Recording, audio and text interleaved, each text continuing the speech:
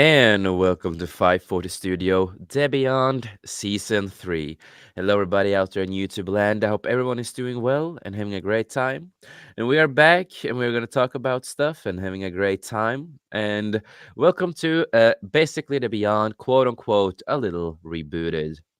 We're going to be a little bit different on this show because everybody knows that you got I swear a lot. I say a lot of stuff with swearing and bad words all the time, but trying to cut it down a little, right? We're trying to a certain point. Can't promise Eh, 100%, of course. Like we're saying behind the scenes, it's your Tourette's. We understand. Yeah, it's my Tourette's. So I said 540 Studios. I have Tourette's. I can't help but swear. I mean, I think that'd be a Yeah, perfect. that People would be buying that left yeah, and right. yeah, that would I would wear actually it. I would So would wear it. I. that Yeah, would actually be fun. That would actually it be would be. fun. And but other than that, of course, I'm here today with my co-host, Mr. Baron Orman Tag. How are you, brother? Oh, I'm okay. I mean, I don't know if I'm the co-host, and I still don't see my name in there. I think you promised me by season 5 of the Beyond that I might get a mention in the opening. Hey, I've So been working I'm on not other too sure. intros. I've Yeah, been working on other I've been intros, hearing that man. Come for on, about dude. half a year, man. Half a year, man. Mm, But other than that, yeah, yeah, I'm doing pretty yeah, okay here. Just sitting back, relaxing, having a nice cool drink in my hand. I wish it was alcoholic, but oh well. At least it's a yeah, cool drink. I can go that far. And of yeah. course, as we continue on, we are missing one of our compadres today, and that's because he's out having a birthday chair hunt. I guess his family dragged him out there, and we like to say happy birthday to Cash One. I honestly don't know what day it is birthday. I don't know if it is today or what. I'm embarrassed by that, but happy birthday, me compadre, our compadre, Yeah, Cash happy Money. And we birthday, also call guys. this Sympathy Day for his mother because with that chin, she's often Yeah, slapped the back and heavy said that chin. when she gave birth to him, that chin ruined her for the rest of her life when she was giving birth to him. So our Yeah, sympathies poor to his chin. mother for having to deal with that big chin. But yeah, so Yeah, maybe he'll show up later and he'll tell us about how great the chair is that he's got, how it yeah. conforms to his butt so well. Well, he's lucky that he's getting a new share because I need one Yeah. too. Cash, come on, man. Can you help out? Can you help a Norwegian out, right? Nice Herman Miller. They're good chairs. You want a good chair? Herman Miller is one of the best you can get for like Don't sitting. think we have that in Norway, but I don't know. Oh, they're good. I never heard of it, but then again, I Me haven't heard of a neither. lot of things because I've lived under a rock Yeah. most of my life. But other than that, Baron, you No, and Cash started a new show on Rumble. So Ooh, talk a yeah. little bit about that before we Oh start well, the thanks. show here. Oh, okay. Well, great. I mean, I wasn't going to, but now that you said that, because I don't necessarily go around tooting my own horn all the time. But yeah, we do have a Rumble only show on Tuesdays. It is 10 o'clock Central Daylight Time. It'll be Standard Time soon when we have the clocks go back. But it's 8 o'clock Pacific. I don't know how that goes with other people. Figure it out. There's charts you can do that with, Yeah. and it's basically we keep it to an hour long show. It's taking a not we're not taking a break, but from Pop Talk, but we're taking a break from that type of format with the show. It's just two of us talking about topics at hand. We usually choose two topics to talk about and go with it. And like last night or the other night, I should say, we did PC is still a problem. And when we say PC, we mean political correctness, and which, of course, if you want to call it by what it is now, it is the wokeness. And then we also talked about the ad blockers and how they can be quite a Yeah. pain in the tuckus out there. And I mean, not the ad blockers, but the ads, and they don't want you to use those. Try to get you not to use that. Find ways to get Yeah. around it. But it wouldn't be the case. Basically, we come to a conclusion. It wouldn't be the case if your adverting wouldn't be so obnoxious Yeah. uh, when you're going about watching and they're breaking those in. So I mean, It, it, especially it, when they're it's starting to throw in things that don't deal with what you are. It's like, don't you have an yeah. algorithm to go by? I don't Yeah. need to know about colostomy bags. Thank you kindly. I Yeah, mean, exactly. adult diapers, maybe. Walk-in tubs, Yeah, hey, right. I'm great with that. I mean, when I was in my 30s, I thought that was the coolest thing on God's green little planet. It's But like I normally say, I'm fine with a little commercial on certain websites, but not what mm, they're doing these days, with right, a lot of things. Right. Uh, I mean, mhm. because certain websites they need money, of course, so it's understandable. That's the way how they get money. Really, does YouTube need more being that they're part of the conglomerate? I mean, yeah, No, like I mean, obviously you with need to have money, YouTube, it but is too much, of course. With YouTube, it becomes too much, and I uh, think some people cannot even decide to have commercial or not. We say like on their YouTube videos. right. Sometimes, and I think like for some people, they let them decide themselves if they want it or not, right? Yeah, Um, exactly. And as it goes, and let me be the first one to use a kind of a dirty word with the first new rebranded, soft reboot of the Beyond. But I mean, hey, they already Baron, wore themselves Baron, out. What? let me beat you to it. Mark Hamill, fuck you. No, I already said whore. I already said whore. I beat you to it. Haha. I was fast. Fuck you. I didn't hear that. That's because I'm sticky. But no, I mean, they're too busy whoring themselves out to Disney and Warner Brothers Yeah, and political parties and such. I mean, they're getting all this money in, which is they already got stuff coming in big time. yeah, They're missing out the boat though with the smaller YouTubers like us. And it's like yeah, if you really want to have money roll in, quit kissing their butts and start promoting uh mhm, the up and comers, people who are trying. That's how you yeah, make success, is by you have success by making success. You have money by making those people a success. Thank God for Rumble. I know Rumble has ads. I don't know how bad they are with their adverting on there, but I mean, you got those services out there like Pluto, Tubi. They're free. FRWE, right? You can watch TV shows, yeah, movies. But at least the commercials where they put it in there isn't obnoxious and they're not overly long. So yeah, uh, they're tolerable. It's like the old days. And I know yeah. when we're But watching that's debate, fine, man. That's yeah, completely fine. right. And I have no problem with that at all. It just, I know you were saying when we were watching debate about, Americans in their adverts. And it's like, yeah, Yeah, it is ridiculous. It's pathetic. They've yeah, gotten worse. It started in the late 80s, especially with Star Trek Next Generation, when things were going to syndication and they used the excuse, well, being that we're not a network, we need to have more commercial time to make up the money we're not getting for being on a network. And yeah. then, of course, what did the networks do? Well, okay, we'll be greedy too. And nothing wrong with greed. It's just be smart about being greedy. Um, Oh, just exactly. don't tell my pastor that I said that's nothing wrong with greed. It's one of the seven deadly sins. Uh, No, exactly. But of course, we're gonna get to Tom also. no, So, no, hey, no. He already told us about all this stuff before he came on. Well, oh yeah, yeah, I don't. right, yeah, The people are not ready for this. People are not yeah, ready yeah. for full Not exposure ready. of There we Tom. go. He's done with the show. He's already said what he wanted to say.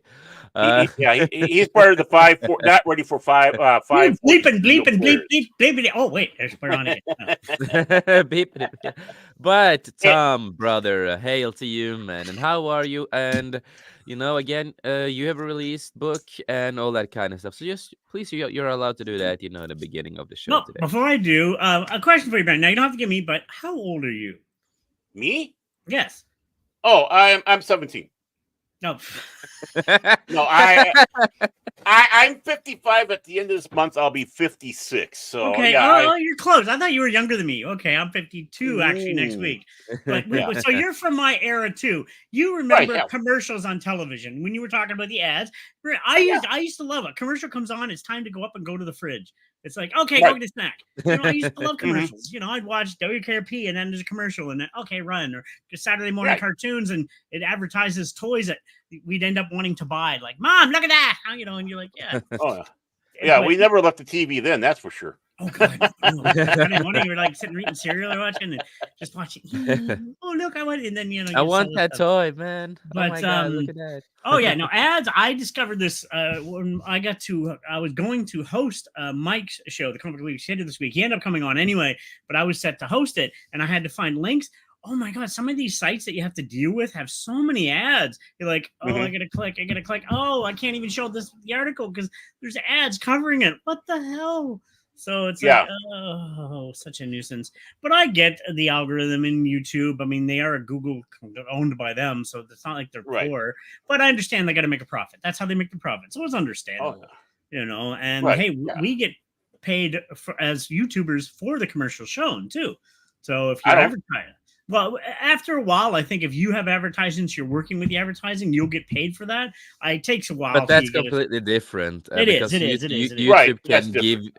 because YouTube can push commercials on your channels when you're Oh, they big. can too. Yes, yeah, Yeah, and Right. that's the worst part because then you can't decide it yourself. yeah, Um, exactly. Right. and But and that is where the problem goes. But no, if 100%. if you can decide it yourself, do some advertising yourself and stuff like that, then I think it's completely fine. But when you have companies like deciding this is what the commercials you're gonna have on your channel, this is how Yeah. it's gonna be. It's like Hmm. no, that is just obnoxious, man. Well, That's I not used to okay. have a 420 comedy channel, and that was not many people wanted to touch that one because it was still it's still technically taboo, even though it's legal across this country. But yeah, it was hard to get advertisers. So now it is a little bit easier. But back then, it was like 8 years I ran that. That was Oh, hard. Yeah, It's not many people want to but advertise. But what let's am I up h- to? yeah, what have you been up to, man? And please Um, promote your book, man. Well, I got the book, the FTW, Writings of a Lost Mind. That's a poem book. The end has been added on where I wrote them in my late teens, early 20s, and when I went through hard times. I'm still going through hard times today. But it shows that, hey, you can go through hard times, be lost, and still find yourself and succeed and still be around.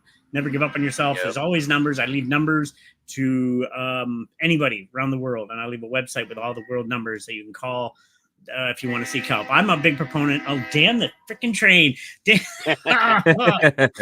a big um, proponent of damn that freaking train. Okay, yeah, that's something new. but Okay. so I did. Darn those trains in my I, yard. I created this many years ago, and you and many other people said I should do it, so I published it. So it's now on Amazon. I've got 2 of them Yeah. sold already. Please buy more. It's available on Amazon now, anywhere in Yeah, the world. remember, Tom, or you can always share the link and stuff like that. So just remember that. Yes, yes, yes, yes. I shall. I I, also I, see that our stream elements are late again today. I really hate stream elements sometimes because sometimes just it works and sometimes it Yeah. just doesn't work. yeah. It's really annoying. What I'll do is I'll share the Well, American one, and then that's usually the best one to go from anywhere else. Yeah, And that's where it is. usually that's how I promoted through the American one, even though I'm Canadian myself. So and now I also just finished my calendar. I did it 2 years ago because I'm doing a black and white book of my city, and if it turns out, I might do ones of other cities and make it a kind of a thing I do because I like black and white photography, and I'm hoping to promote it, use it through the city council, and say use this as advertising If you ever for. come to Norway and It's, visit Norway, you can take a lot of pictures, see oh, I here plan to. Trust nature me. and stuff like that. Oh yeah, and then or I can maybe walk around with Aurora. Anyway, I don't think she lives there anymore. Yes. But no, I do want to take Norway's a beautiful country. Like beautiful. Like I said, I wanted to move there Yeah. besides Canada, but you said it's politically just as bad. So it's like It is politically yeah. really bad. I almost used the word I normally use. That was close. That That, you almost oh, broke me, Tom, with there that. you go. That was my But, close. my finger is hovering over the one even as we speak now. Yeah, But yeah. yeah, as for the calendar, I did a project many years ago before my eyes started messing up. Is I took pictures around my city, and I wanted to do a coffee table book. So you can still get coffee table books of my city in black and white. And I was going to do color, but a professional photographer, Mark Hemmings, which I actually going to work tomorrow for his brother Greg Hemmings, who has Hemming House Pictures, doing his first television series. I'm going to be on a zombie show tomorrow. But Mark Hemmings, he's the older brother. He's a world-renowned photographer, and he said, "Try black and white." And I did, and I'm like, oh, I love it because black and white can tell a better story that I find than color because it's more in the image, not the coloring and stuff. So I did one on my city, and I haven't done the book yet, but my aunt said, make me calendars, and if they turn out, then sell the book. And so far, I did one 2 years ago. I skipped last year. The death of my cats messed me up. Long story. And this year, I said, let's get back on the horse. So I did the book last month. Yeah. I've done the calendar. I got it here now. It's done as of literally a couple days ago. I had to finally revise it. That's done. I sold one already. And the next is going to be the book and a few other individual prints. So I'm trying to build a business. Yeah. I'm building my own company. Yeah, no, I'm happy for you, man, and I think it's gonna be great. And remember to share the Yeah. link so people we can pin it and stream elements. Please work. Well, when I was going through school, of course, we had to go through all sorts of photography. Obviously, but we focus primarily on the black and white because Yeah. it's so easy to do your own developing and such. The one thing I do find about black and white is the detail you can get that seems to get lost Yeah. sometimes with color, especially Yes. when you're looking at people's Yeah. faces. You can actually start seeing, The more the details skin on stuff. texture, the detail of it, Yeah. the lines on the face. That's I'm why I not talking love about like black and white. Well, that's why I love doing street right. photography. I want to get a smaller camera Mhm. eventually, but I can do street photography because it's telling the story and the images of everything around you. I love street Guys. photography. And black and white, I remember doing in black and white film when I first started years ago in Minolta. Yeah. I trained on Yeah. film too, developing film in the darkroom. That was so fun. Yep. But And now here's the link to everybody out there, by the way, if you're interested. that's There's the link. that's the American one, but you can change the Yep. country and Amazon anywhere you reside Yep. and choose the available there. And yeah, yeah. And there's a Kindle version and a paperback version. Yeah. So And paperback is always the best. yeah, The yeah, smell of new yes. books is the best. Oh, But I love before I that. get into Oh yeah, how I I like hardcover myself, but yeah. Oh, I want And for the coffee table book where the photos. I probably will do hardcover. There's only yeah. like 30 pages. I'm like, there's not enough to do hardcover. It's like, oh no. yeah. Oh yeah, I know. So Yeah, everyone no, I go get for you. the actual physical copy because you know what? Yeah. I'm sorry, ebooks stink. Yeah, Back to and you, Jace. I By the get way. more Yeah. profit from the physical copies too. Nudge, nudge, wink, wink. Yeah, of Oh, course. I see what you did there. Yeah, yeah. Uh-huh. But before I get You just got used. before I get into how I've been and what I've been up to, I do want Yes, to please acknowledge share. DJ Play Nice. I'm not fully familiar with your name, but I'm happy that you're here. And he said, 540 Studio, thanks for hosting. No problem. Oh, Thank you you for play being nice. here. He's been on my show a few times. Nice fella, nice fella. Okay, so it Oh, is a familiar cool. face then. Yeah. Cross pollination. I try to when I'm on other shows, it's really hard to follow everybody who is in the chats when I'm on other people's shows because they get so many, people in the chat, so it's hard to follow up when Yeah, I I've don't seen him not have. on the Comic Relief Crusaders show. So Yeah, that's. I'm happy you're here, brother. Happy you're here. and the Always love. good to have new people here.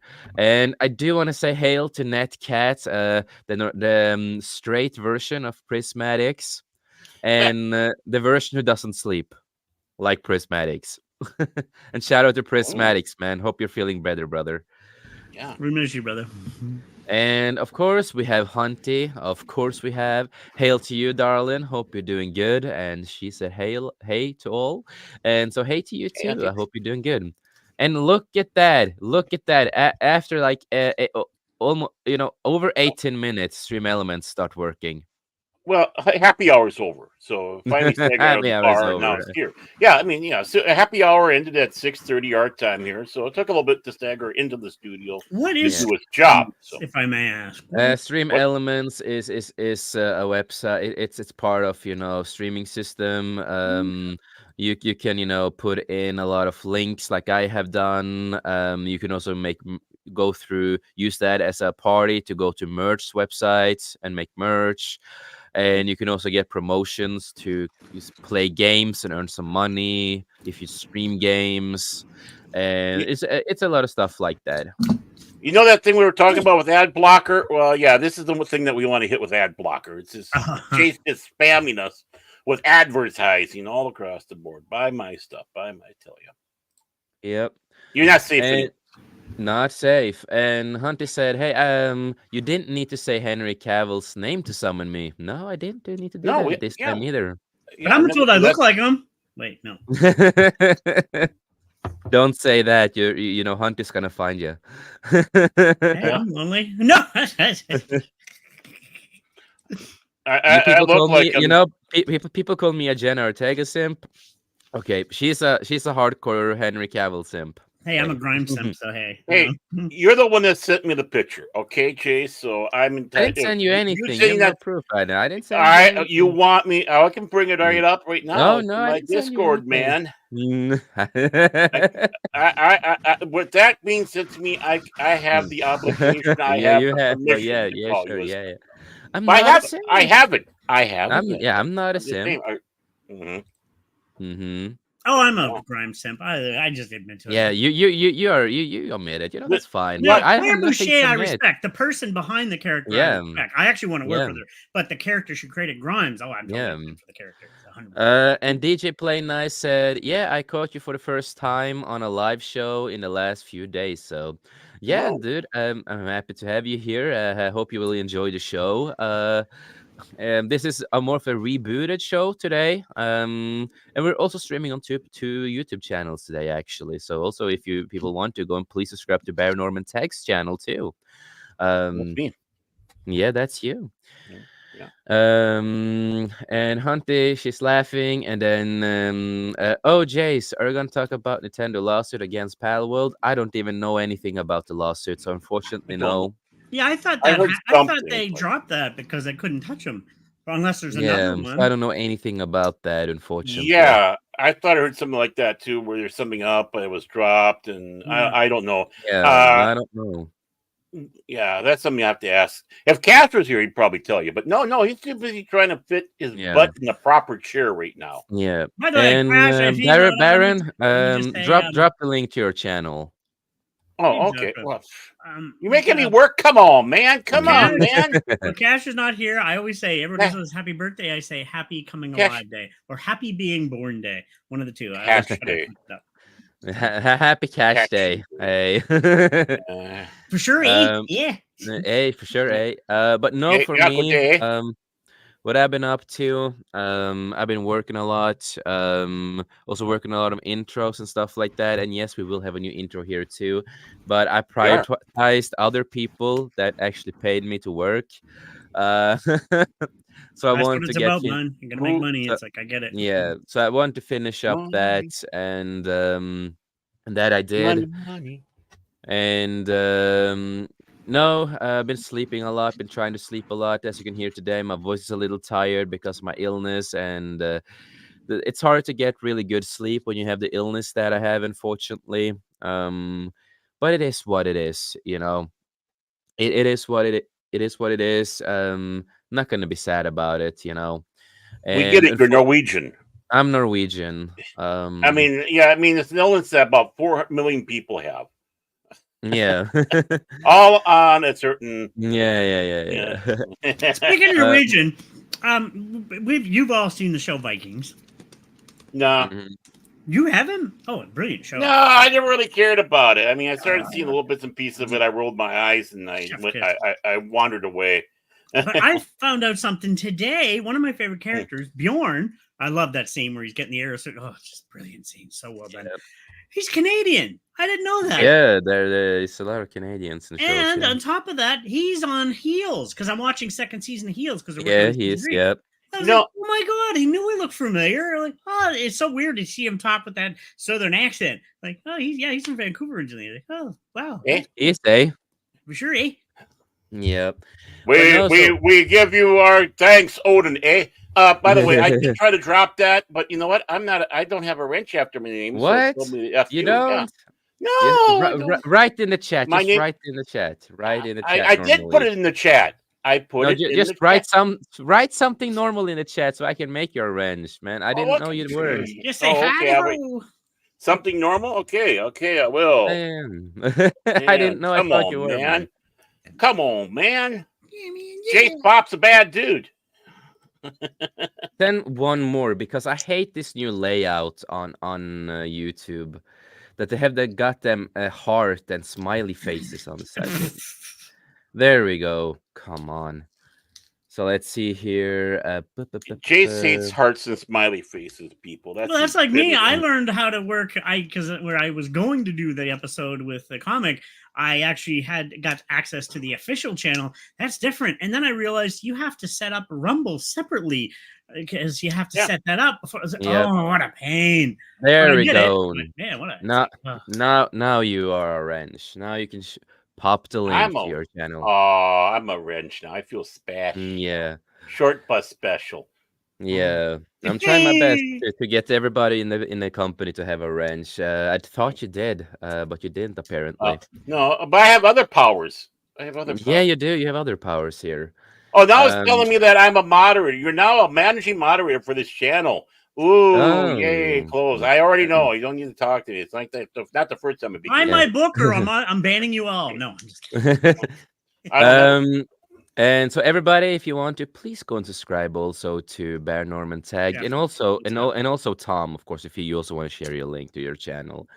So Yes. please go and subscribe to them, of course, and the rest of Thank you. the rest of the panelists and people who are part of this company, they're also in our bio. So if you're interested, you can also find all of them under there. I bet you A lot Tom of was great rich people. before me. I think Tom actually was for before you Yeah, with I being know. arranged. Yeah, I'm sure. I'm sure. Yeah, yeah, yeah. Yeah, not in And the titles. I You feel know, bad, wasn't man. the I'm sorry. ranch. I'm just.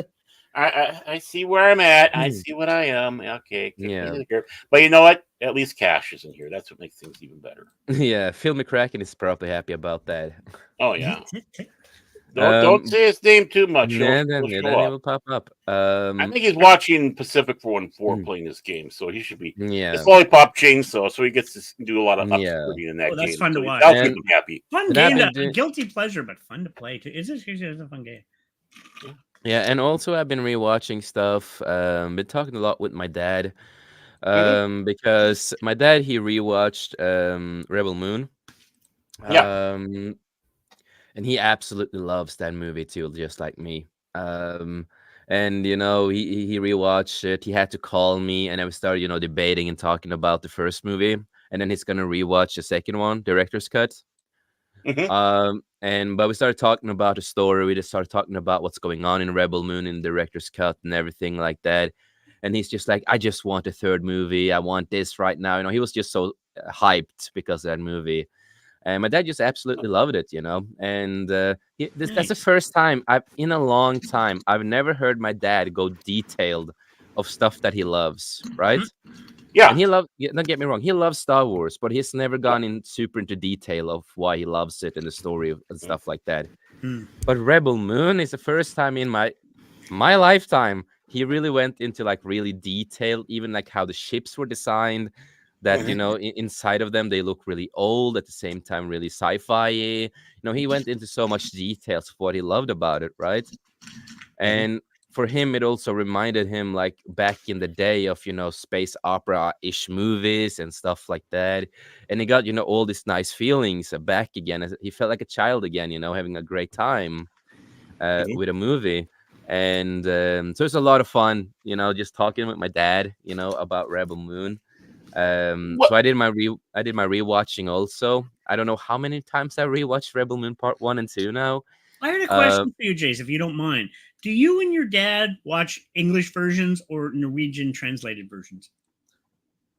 There are barely any Norwegian translated versions, and why the Really? fuck? Now I'm gonna swear. Why the fuck would we watch Norwegian translations if Well, there I don't were know. Being Norwegian from a different translations? country, I figured Yeah, some no, countries done it in the never, native never. languages. I hate, He he he I wa- hate most stuff like that. Oh, he okay. watches And them in Farsi. and Norway barely dub anything other than kid No. movies, like Oh, animation okay. Disney movies and Yeah. child movies. Yeah, A lot of Norway. subtitling. They only do subtitles, but we don't use Norwegian subtitles either, because Norway do not know how to subtitle stuff. Everything that they write makes no goddamn sense into the movie.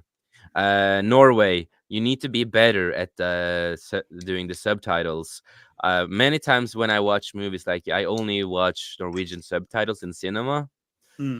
and a lot of times I question what they're trying to write, because what they're saying in the movie is completely different what the subtitle is. And even that they're like, oh, we're going to translate it to Norwegians, and I'm just like, that's not the translation in Norwegian. What you just mentioned is some completely different than what it should be. Like, Norway, Well, come on, it makes no sense.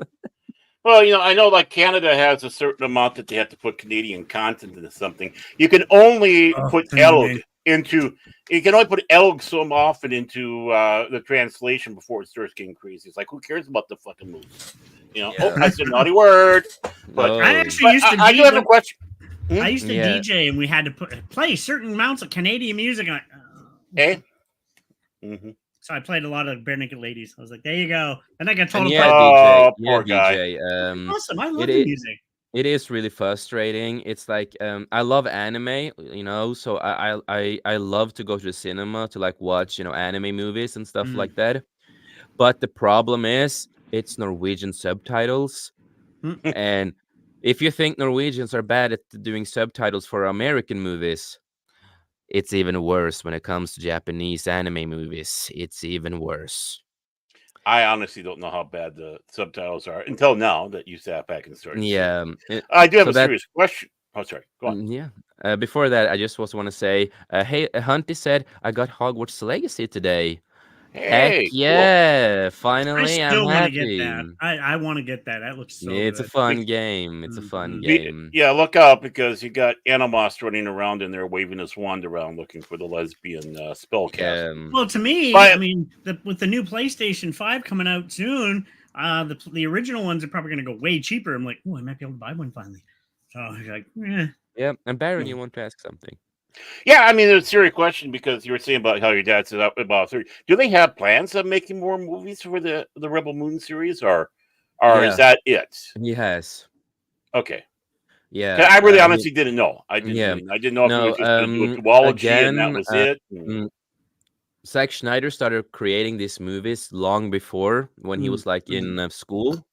Mm-hmm, When he studied film and all this other stuff, that's when he started writing this series, mm-hmm, and he's been writing on this for many years. His original intent that he wanted like at least maybe 6 movies at least if he could, mm-hmm. uh, but at least we're gonna get the third one, and I Right. think if the third one could be a nice ending, you don't need more than that. I think. Mm-hmm, Only if he gets like a director's cut on the third one, I think he can finish up the story pretty nicely. But that depends on how far he wants to go, of course. mm. Well, isn't So we he are, working on 300 right now? They're going to yeah, do he a, is, yeah, yeah, that's what yeah. I'm doing now. Yeah. We're gonna try. He is. He's he it did. Oh God, I can't talk. It did become confirmed Yes. yesterday or 2 days ago, but it's actually pretty old news because I remember here on this channel we did talk about that he was on board Yeah. on a project of 300, the prequel series. So we have talked about it some time before. It's just that Mm, it kind of just became really green litted 100% now Yeah. to the mhm. world. And we talk about do we need a prequel series? Maybe not, but I'm still excited because it is Zack Schneider and I have faith in his series. Oh, I I love think it can be 300. Oh, I think chef it can be fun. kiss. But yeah, so my dad here, it was really nice just hearing my dad go detail of why he actually likes the movie, and he just didn't understand the critics about the movie. He just couldn't understand the harsh critics, and because he's been watching some other people too, just to see what people say about it, right? Because he never does that. He doesn't care about watching people's reviews, right? But Right. after watching the director's cut and stuff, he was just like, I need to just watch what people are actually saying because he was curious, and he's just like, he didn't get it. It's just like they have they even seen the movie, you know? Well, uh, that's the thing with Zack Schneider. Unfortunately, I think even when the first one was coming out, and even amongst our community that we have, people were instantaneous, even before necessarily they were going to see it, were ripping it apart because not that it was yeah, a bad product, not that it was a bad movie or anything like that. It had Zack Schneider, and let's yeah, face it, Zack Schneider has pissed off a lot of people. A lot of he fans of has, how he's but treated them, and that's the problem. People not being able to separate that, and understandably so. I mean, and he's if and, you're and he's going not the out best there, talker in interviews. He's no, not the best talker. That's his one of his weaknesses. right. But you don't bite the hand that feeds you, especially when a bunch of people invite you to something, and the first thing you do is start attacking them and Yeah, basically calling them a bunch of national socialists, basically, and yeah, racists. And it's like, then why are yeah. you even talking with them? At least he's And not done that. At least he's not done that. That's the thing. He has not well, attacked people like that. well, he He said, did. Geeks and gamers. He went after geeks and gamers and called them a bunch of supremacists. And but it that's was a what lot. the problem. The thing is that it was also a lot more into that case than they ever gonna get that they ever want to talk about. I'm Hmm. just gonna say this, Jeremy from Geeks and Gamers. Why Hmm. didn't you continue that? What you told us, you said you were gonna talk and try to figure Right. out what was going on, and you Yeah, promised an exactly. update on it, and you didn't. Right. Um, Well, and and, uh, and yeah. they were already warned. I remember Uchi talking about this. Rest in peace to Uchi, of course. Hmm. Um, but it was not Zack Snyder's fault that he had to say it the way he did. The reason is also because the company that he was with, he could have probably worded it a lot better. Right. That's the only thing. I Right. don't think he meant any harm with what he said. Mhm. I think it's just the wording was not well done, Hmm. unfortunately. Right. And it does, and but the thing is the damage was done, and that's why you have that out there, and that's all that people remember. So he's got that battle. Plus, there's a few other little shadows that were over his head about you know certain tweets he made or things that accusations were made, but whether or not they're true or not, because obviously nothing has come out definitive. But the thing is a lot of the fans remember this, so they're going to go after the product because of who's making the product. And Mhm. look how much it took a lot of people to see the Zack Schneider cut of. Well, it's kind of funny. It's the same people that go out there and beg for the Zack Schneider cut, which of course they got. But Yeah. it's like, well, No, make and make up your mind. Is it going to be? yeah. I mean, I realize there are people out there that don't like his style of doing something. Yeah, Understandable. That's that's completely artistic, fine. right? And people have said that I don't really like his style. I don't like how he does this, this, and this. But I don't. I think there's people that do go out there and do an attack right away, just because of the name associated with it. Yeah. Um, But it is, and it's a really messed up situation in my yeah. opinion. Um, Hmm. and what happened on Geeks and Gamers, I don't fucking care anymore. Yes, Oh I yeah. swear, but um Well, I okay, don't. I don't. just I'm just gonna say, like, I do not care. Yes, he could have worded it better, but I Mhm. wouldn't. I would not be a person who will hold that grudge for the rest of my life. Right. I would Hmm. not. And again, I've said this before publicly. Nothing against geeks and gamers, but I've said this years ago on another bigger channel that I think it was wrong of Geeks and Gamers to make a whole stream and just being assholes back on a stream and just complaining and complaining and complaining and Hmm. not doing this in a professional matter. I think Right. what they should have done, do this as a professional matter, as a company. And this is just, talking from a perspective, not trashing or anything like that.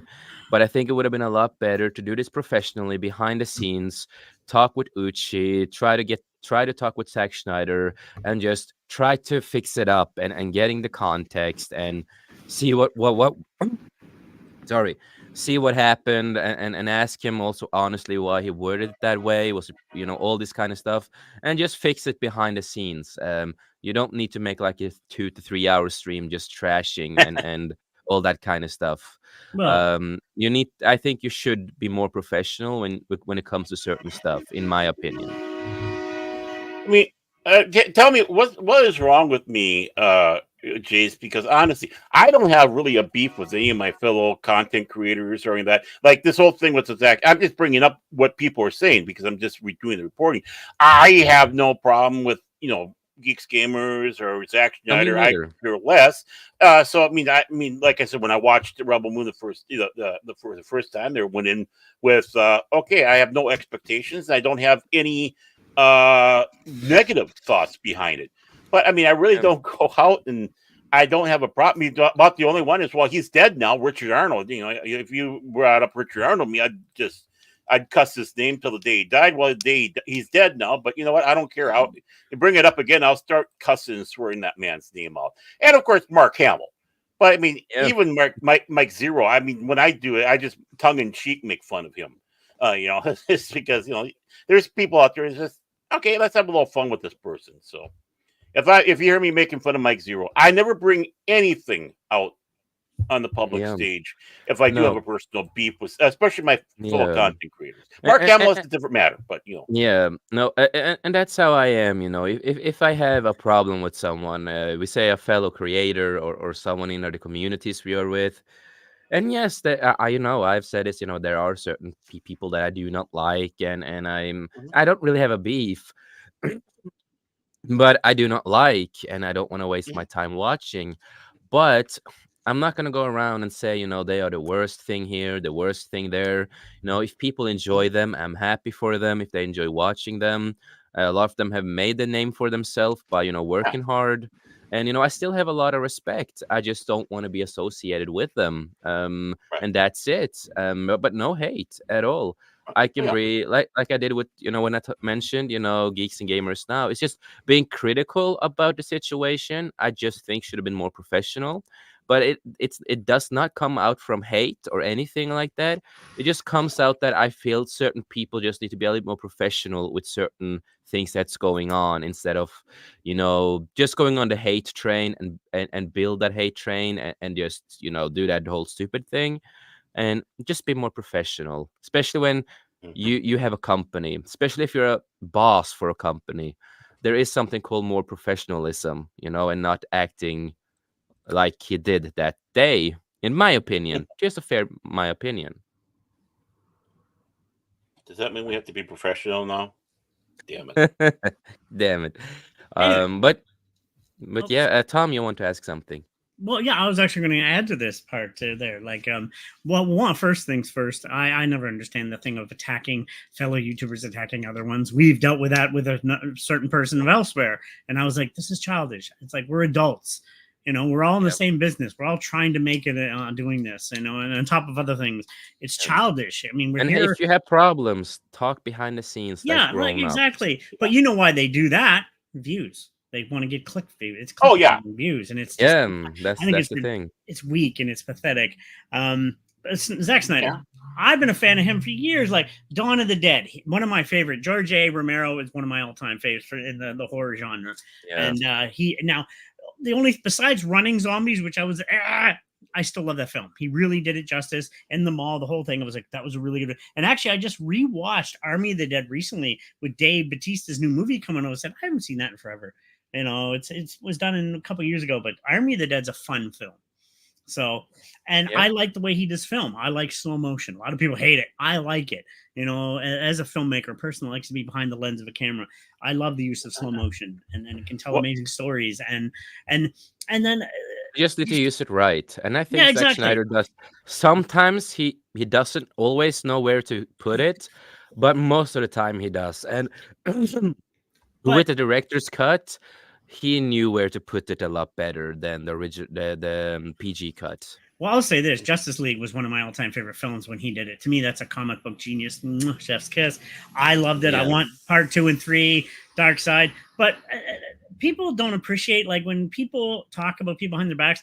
I'm just going to use a name here. Somebody has Hunty mentioned the Hot Lake Hogwarts. J.K. Rowling's people on her film that she helped make their names are now attacking her because of A lot of things them that are. she supposedly said. She never said that. We talked about right. tweets that he said in the past. Yeah. She said these tweets, but she never attacked any trans person. She said No. she would actually march with trans people. She doesn't know. She doesn't hate trans people. She just makes comments that I actually agree with. And I have friends that are trans, on whatever. But like people like to bring up the past and they like to twist it to their own thing. And it's ridiculous. It's like, stop it. Stop. It's childish. And, Yep. I don't get it. Remember, Mm. when you don't have enemies, you have to make up enemies. Yeah, Just do that. exactly. And it's just, Yeah, exactly. But no, that's the way we think about the way we Mm. and stuff like that. But yeah, other than that, yeah, I'm happy that my dad also enjoyed Rebel Moon, and he agreed with me. And it's hard for him to say too.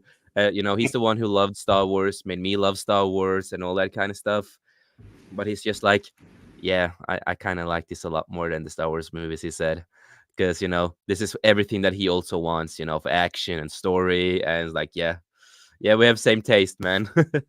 I said, I'm And out of here. I'm not going yeah, you're out of here. Yeah, yeah. to. And my dad also recently watched the new Crow movie. And yeah, I did get a phone when he watched it, and he's just like, I don't get the goddamn hate of this movie. This was actually pretty goddamn good. I'm with you And on that. I watched it. This is my favorite. No, I still love the original better. I enjoyed it. yeah, It was a damn great film. I was like, why yeah. did it get so much hate? And I also know. what I really like is that not many people know this, but when you watch the new Crow movie, the creator put a lot of scenes from the comics into the Yes, movie. yes. Like with the bathtub scene, that's from the comics, and a lot of other stuff. He put a lot of love and care in the movie. That people, again, a lot of people who are trashing the movie, can you also please focus on the comic? Because I just want to say there is also a comic that came before the movie. It's not You also actually need even a to, remake of the film. It's an adaptation of the graphic novel. People don't understand yeah. this. It's a remake. No, it's not. It's just a different adaptation of the graphic novel. It's not touching Brandon stuff. It's like people like what? Yeah. It's frustrating. Well, So that's just it's and I'm going to use the word. It's not insulting. It's in the true form, but people are ignorant of that because they're not educated on that. They just go out there, and the promoters and such themselves are such pinheads that Yeah. they're making it sound like all this is a reboot or a remake of the Brandon Lee film when it's not. They're neglecting to tell the full story of what the product. And it's not just the Crow, mind you. It's other products that we have out there, our movies, our entertainment, that they're saying no. What they're doing is they're going back to the source. Is trying to do what this is. We're not rebooting. We're not remaking that in that sense of the word. We're just trying to get back to the roots. And of course, the people are getting fed false information, so they are ignorant and I also want to of that. share No, this. no, you're And ignorant. You ignorant. No, so that but in all seriousness, I also want to share this. And this is some of my favorite parts from the comics too. And this movie did a good homage to the comic here. You know, you have this, and that's so accurate. They missed the cat though. I know that's one thing. I missed the cat, of course, well, and he's with of me course, now. and it's just like I think they did the movie justice, and they did a proper story with reimagining it a little bit. And again, people have to remember the original movie was also a reimagination Well, of the me and you, comic. Jay, started. Me and you discussed this, and we said Brandon probably would have loved this film. I think he would. Yeah, He was I a think big so Crow too. fan. Yeah, Yeah, I think he really would have loved this film. I do and want to say hi to Fez Forever, also known as yeah. John Rendell. He is my super wrench over on my channel. So Okay, so great hail to guy, you, best forever. a wonderful guy, wonderful guy. So Known hail him to you and for a welcome to couple the years show. now. Couple years now. Yeah, he's that. YouTube did it, man. YouTube brings together friends. But yeah, I Yep. mean, if you think that Brandon would like it, that says testimony right there. And again, I think that's one of the jobs that we need to get back to doing here instead of whining, complaining about everything is educating and educating people why this is the case. I mean, we can hear each other whine and moan and how terrible or whatever, but if we're not going out there and educating, then Yeah. people are going to be discouraged Now, can I from challenge this. Steve here with something? Now, and this is no disrespect, but did you see the movie? Because I say people will go on what people said. It's not a good movie. Have you seen it though? Because I found people will judge what everybody else says. I did initially when I first heard the trailer. I'm like, no, the blasphemy. I love the original. It's still one of my all-time faves. But Yep. then I gave it a chance. We talked. He made me what? I'm glad it was a damn good film. If you can separate and realize it's more of an adaptation of it is an awesome film. Super violent, well acted, just good story. And if you've read the original graphic, no, it really was a good film on its own. Yep. If the other one didn't exist, wow, brilliant film. So it Hey, had a Tom, lot. Yeah. Yeah. go ahead, insult him. It's T-Gap Steve. I Okay. mean, Yeah. I mean, go ahead. Just Hail to keep you, on going. He Steve, man. likes It's good that. to see you. Yeah, he It's good actually to likes. He gets off on it. yeah. And then he will do stuff back, and it's gonna be a fun war. Yay. But no, my dad really enjoyed the movie. He's not read the comic. He's only seen the first movie, and the other ones that came Mm. out. But my dad also really enjoyed it, so it was really good. Me and my dad, we did agree the best movies that have come out this year for me and him and our taste of movies. That is, The Crow, and Rebel Moon director's cuts. That's some of the favorite movies of the year. My And favorite, you're not a fan of, but it was so good. Deadpool Wolverine. I don't say I hate it. No, I no, gave but I loved it. Oh, he is Marvel Oh, genius. Damn it. You should hear what he says about you, Tom, when you're not around about I you Oh know. liking yeah, that yeah. movie. I mean, I tell you, I say, come on. He's our friend, Jace. He's a friend, Jace. Settle down now. He's one of us. Remember? One of us.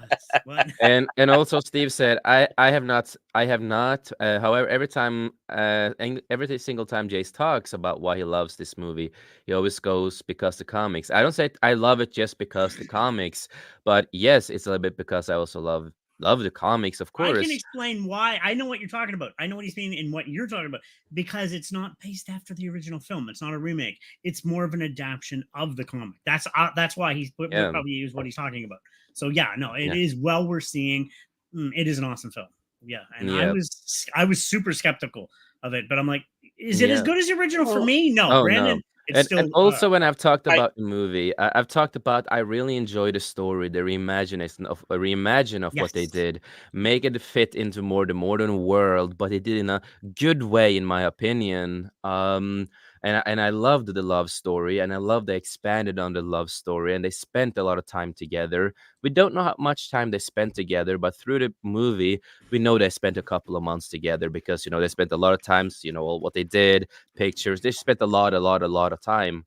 dude, Um, the sword play. the Oh, swordplay was amazing. I brilliant. really enjoyed the build up with the story, with the love story, and they did get the right tone for the movie that felt like the Crow universe. Um, and I liked it when we got until where Shelly got killed, and we got to that part, and you see what Eric is going through, and his emotions, the raw emotions, the good acting emotions, because Bill Skarsgård, he really puts out a good portrayal of emotions. And then you get into the revenge story and all that, and I just really enjoyed the part with One that. part I will well, say, and it's not going to give spoilers away, but they left it open at the end. Do you notice that? Yeah, they did, but it's Yeah. probably So not now, gonna. sadly, because of the numbers, nothing might happen. But I'm like, oh, something more could happen. well, Oh, I like the way they well, ended it. So like, well. oh, You never know if it has a positive impact on the backside with the streaming and such like that. yeah, yeah, yeah. I mean, that's I think where you're going to actually start The seeing a lot Blu-ray of this because sales and streaming sales. Yeah. right, and just people watching it on the streaming because they can see those ticks on there, and if someone actually watched the whole thing through, so I mean, there's still life there. I mean, things are changing that much, and they're realizing it. But I would want to sit back and say the one thing is I think that's almost an ultimate compliment though, and not to be disparaging you, Steve, about that because of the comics, but the fact that if them being that close to what the comic is, and Lord knows, a lot of people who are doing comic book films now aren't doing No. that. I think that is one of the reasons right there why someone it's like they'll sit down and go, "Wow, this is like watch." I feel like flipping the page of the screen because this is a Yeah, comic book film. yeah, And now, then it comes down to it. Now, is it a good comic book film? yeah, Well, Yes. I Yes. I think the fact that someone's gushing over the fact it's like the comic book, I think that answer goes hand in hand on that. I mean, you can sit back and go, I didn't like the film. It really was it felt like a comic book film, but it, blah blah, or this, yeah. where it missed on it. But at least for you, I can't see. I have not seen the film. I don't have a negative or positive opinion about the film. I just know what I've heard from people, both sides of the film. Yeah, Uh, but I think that's a good thing right there when someone says it's getting back to what we've been always saying. It needs to get back to basics. core. Now, This is not against what he said, but I no, find no, it's not. YouTubers especially will judge it. Oh, it sucked. Did you watch it? No. Well, then you can't say. You know what I mean? Like, stop. A lot of YouTubers do this. Did you watch it? I don't want to waste my time. Well, then don't have the right to say that, technically. You know what I mean? Not at least on a platform like this. Now, as a fan or something like that, yes, but these people come out and tear it down. Did you watch it? No. Well, then shut up. Like these YouTubers shouldn't have to say on that because you're just going on. I forget the term, but everybody's riding the same Hearsay. wave together. Yeah, exactly. I'm like, Yeah. no, Yeah. watch it and then give your honest opinion. But that's so lacking Yeah. in this atmosphere. Like you said, it's an echo chamber. We all have to think the same thing. No, that's why I like your show and Mike's show. People Mhm. that do their own thing and actually give actual opinions. I'm a comic book fan still to this day. I collect Spawn. I love my comics. And I was iffy on this, but I gave it a chance. I'm like, yes, it was a great, great film. So that's, Well, Well, confession time on my side, I will go out there and trash some stuff that I have not seen, but I don't need to see it. Honestly, I don't. One, because they themselves at the studio have said enough of what they're putting in Yeah. there. And Like, of course, like- as Disney's ahead. been doing. Yeah, Well, what yeah. Disney's Yeah. doing. Right. But And that's generally what I'm going after. I'm not necessarily going after the intricacies of what's going on inside the show, but I'm hearing it, and I've seen bits and pieces from clips and such to have that validated. But when it comes around to the substance, what they're talking about for storytelling, what their goal is for that, yeah, I don't need to see it. You already told me what it's all about, and you suck. And I know what you're talking about. Maybe like the Acolyte or something like that. We don't. Right. Yeah. exactly. There are things that that's you a valid don't need point. to see to know it's Exactly. bad. Very valid. Very valid. It's like with the Agatha stuff right now. They've said everything they need to say, and we already know how the show is gonna be. Yeah. And I saw the clips that I needed of what they have talked about, the writers, the actors, and stuff like that. And it's like, yeah, I don't need to watch the show. I'm not gonna waste my time. I know I'm not gonna like it for what I've seen, and the clips I've seen, and also what they have talked about. And with this case with the Chrome movies, that when they talked about the movie, they were smart. Don't talk too much about it. Don't show too Mhm. many trailers, No. all this kind of stuff. But actually doing old school stuff. We have like 2 trailers, maybe that's Yeah. it. And Mhm. then when the movie was closing up, then we're gonna release a lot of interviews. We're gonna release everything to hype up the movie. Now we're Right. gonna release it before the release date. And Some week, and then I'm gonna say this: what's great about it? Every time they talked about the movie, they never talked about inserting this, inserting that, woke this, Mhm. whatever you want to call it. They never did anything like that. They did what they should do: talk about the movie, and talk Well, about. yeah. just going to add to your point earlier, Baron, and I agree with you. I might say that like you had to see, but like you said, Disney has a track record, so we don't even have to see. We know where they're going. Right. They're going to have Wokified. The Acolyte. I watch it because I'm dumb and I always have hope for Star Wars, but I was like, yeah, I'm not surprised. And there's some stuff I don't even watch because I'm like, no, because certain companies, but the people that did The Crow, it was lesser known. And a lot of people still think it's a remake. No, it was based after the comics people. But like something from Disney or even sometimes DC or any Warner Brothers, you get certain people. They have a tracker. They're like, okay, they're gonna make it junk. It's like, yeah, Well, I'm gonna bring something up that's gonna probably rattle all of us, all our YouTubers and such like that, and helpful advice. What I'm going to be saying here, I'm not attacking anybody. I am not being mean. I'm saying this out of love, and I think all of us who are out here in this community, those of us who are that love our fandoms, that love the lore, the mythologies that's been given to us by people like Roddenberry, people like George Lucas, Zack Snyder.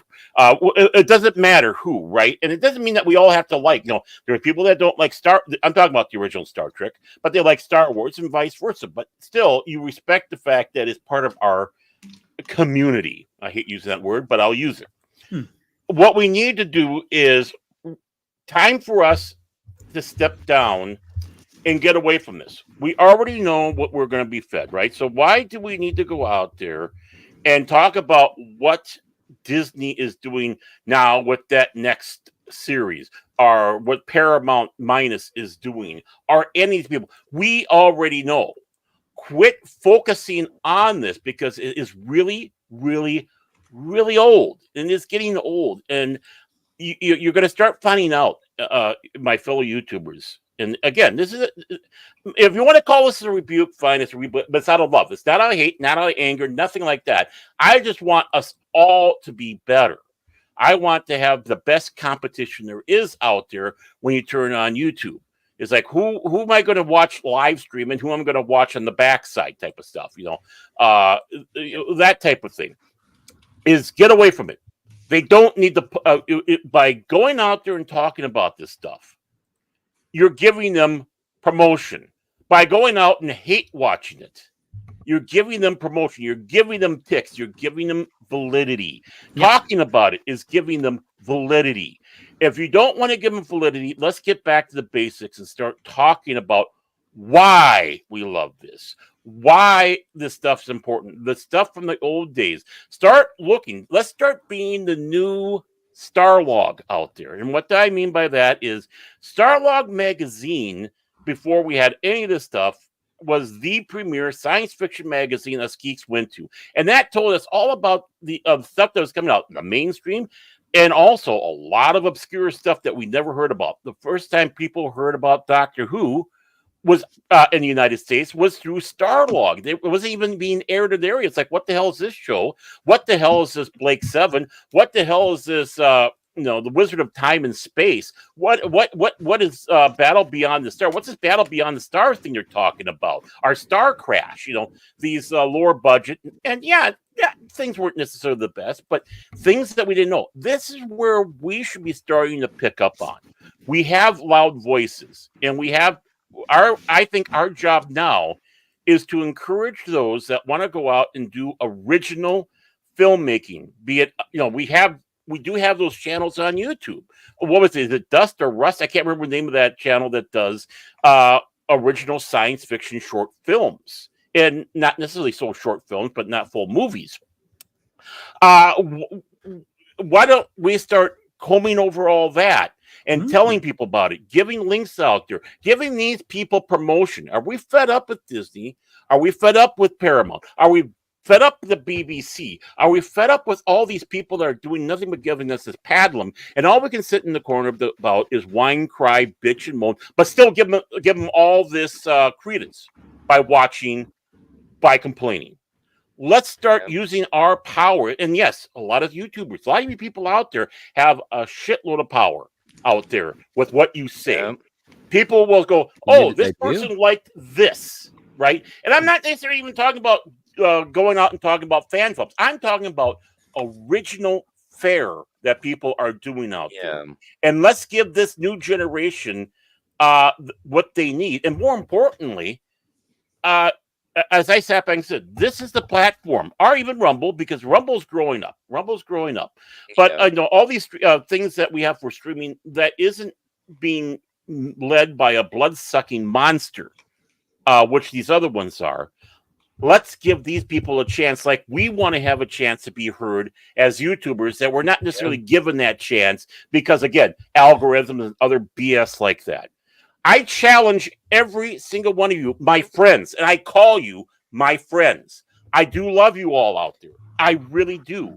And I don't think I've ever talked this harshly to my fellow YouTubers. But again, it's not because out of spite. It's not out of anger. This is not out of anything like that. Yeah, in the most heterosexual way, too.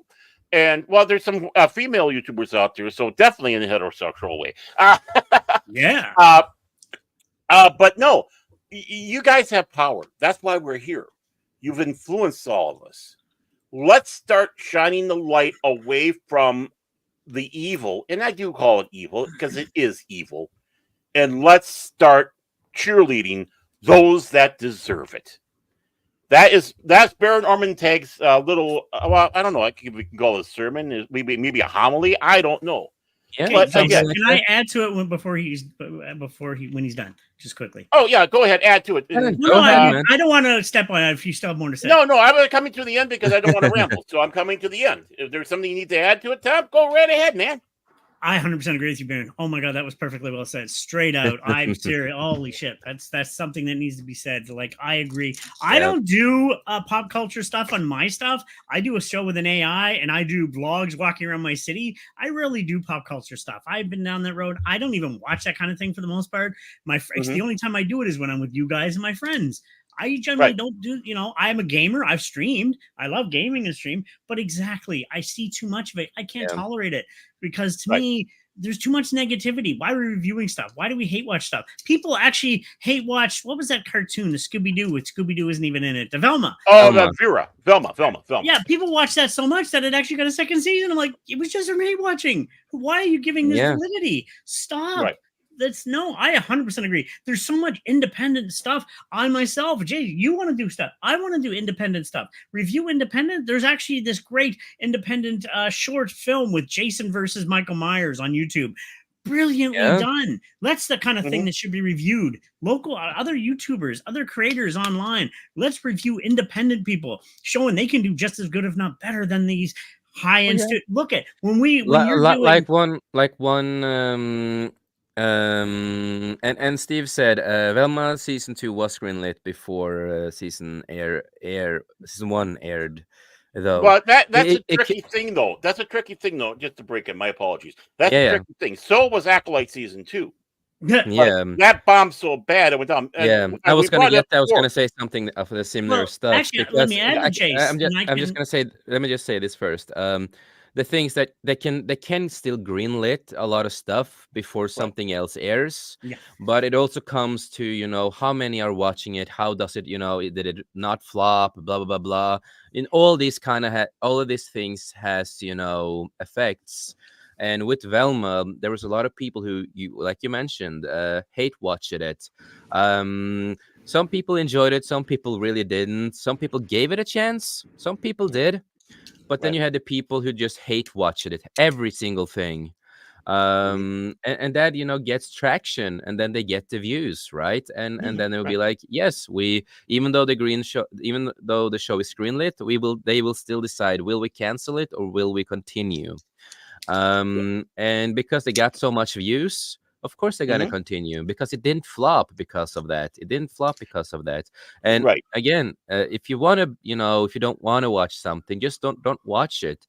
It's like, I think it's fine to talk about, like, if news articles and stuff like that, if something is going on, just because we aren't like us, we're a little bit news channel, and going through what's going on, just have our opinions of how we feel about it.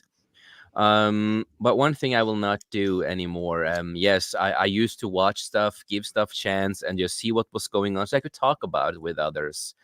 But I Sure. did it so much at the end. I know, Cash, Baron, we've talked a lot about that before too, behind the scenes too. Oh yeah. Is that it did become, for me, in the end, I start to feel I actually are starting to become like other people out there. I'm actually hate watching this. I don't Mm-hmm. want to hate watch this. If I'm gonna go in there, I'm just gonna be like, okay, I just want to watch it and see what they're doing, not because I want to hate it, but I want to look for the bad and the good. I want to see if there's something good, and give them praise for what was good and what was bad. And yes, the Acolyte flop. The Acolyte was not good at all in that kind of sense. But there were certain stuff that I thought could have worked. Not every fight scene was horrible. I thought some of the fight scenes was pretty decent. And rewatching it because of my fan edit, it's like, yeah, some of the fight scenes are actually pretty decent. Just with some, they should have just dropped some stuff from the action and stuff here and there. But the fighting wasn't too horrible, and I could see a story that could have worked if they didn't push too much agenda in it. So I will give praise where praise should be. Again, I don't hate everything Disney Star Wars, even though there's, of course, I hate most of it, but there are a couple of things that I do like. Mm-hmm. Like Cash with his liking for Andor, right? Yeah. And Rogue One. I Well, love Rogue One. That was yeah, and awesome. there's a lot of mm-hmm. people who likes Rogue Well, yeah. One. Right. Um, and and for me, there's two things I liked in Disney Star Wars, and I'm not afraid to admit it. And that was, I don't know if you read it, Baron, but the Dooku Lost Jedi. Mm-hmm. I don't know if have you read the book? I avoid everything Disney now, so no. It came up many years ago. before it became super woke as it is now. Yeah, well, I started reading the books they were putting out when they first came out, and I found them so anemic because they had no idea which direction they were wanting to go with anything or what they were doing. I quit reading. It's like, no, I want a little meat with my potatoes. Well, So like Yeah. no, and I don't want to care to. I mean, Yeah, no, again, I've gone okay, to so that point of full divorce. oh It's like, yeah, exactly.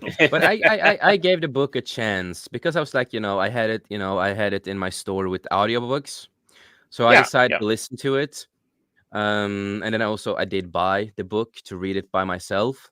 hmm And the book is called, Dooku Jedi Lost, not Lost, but Jedi Lost.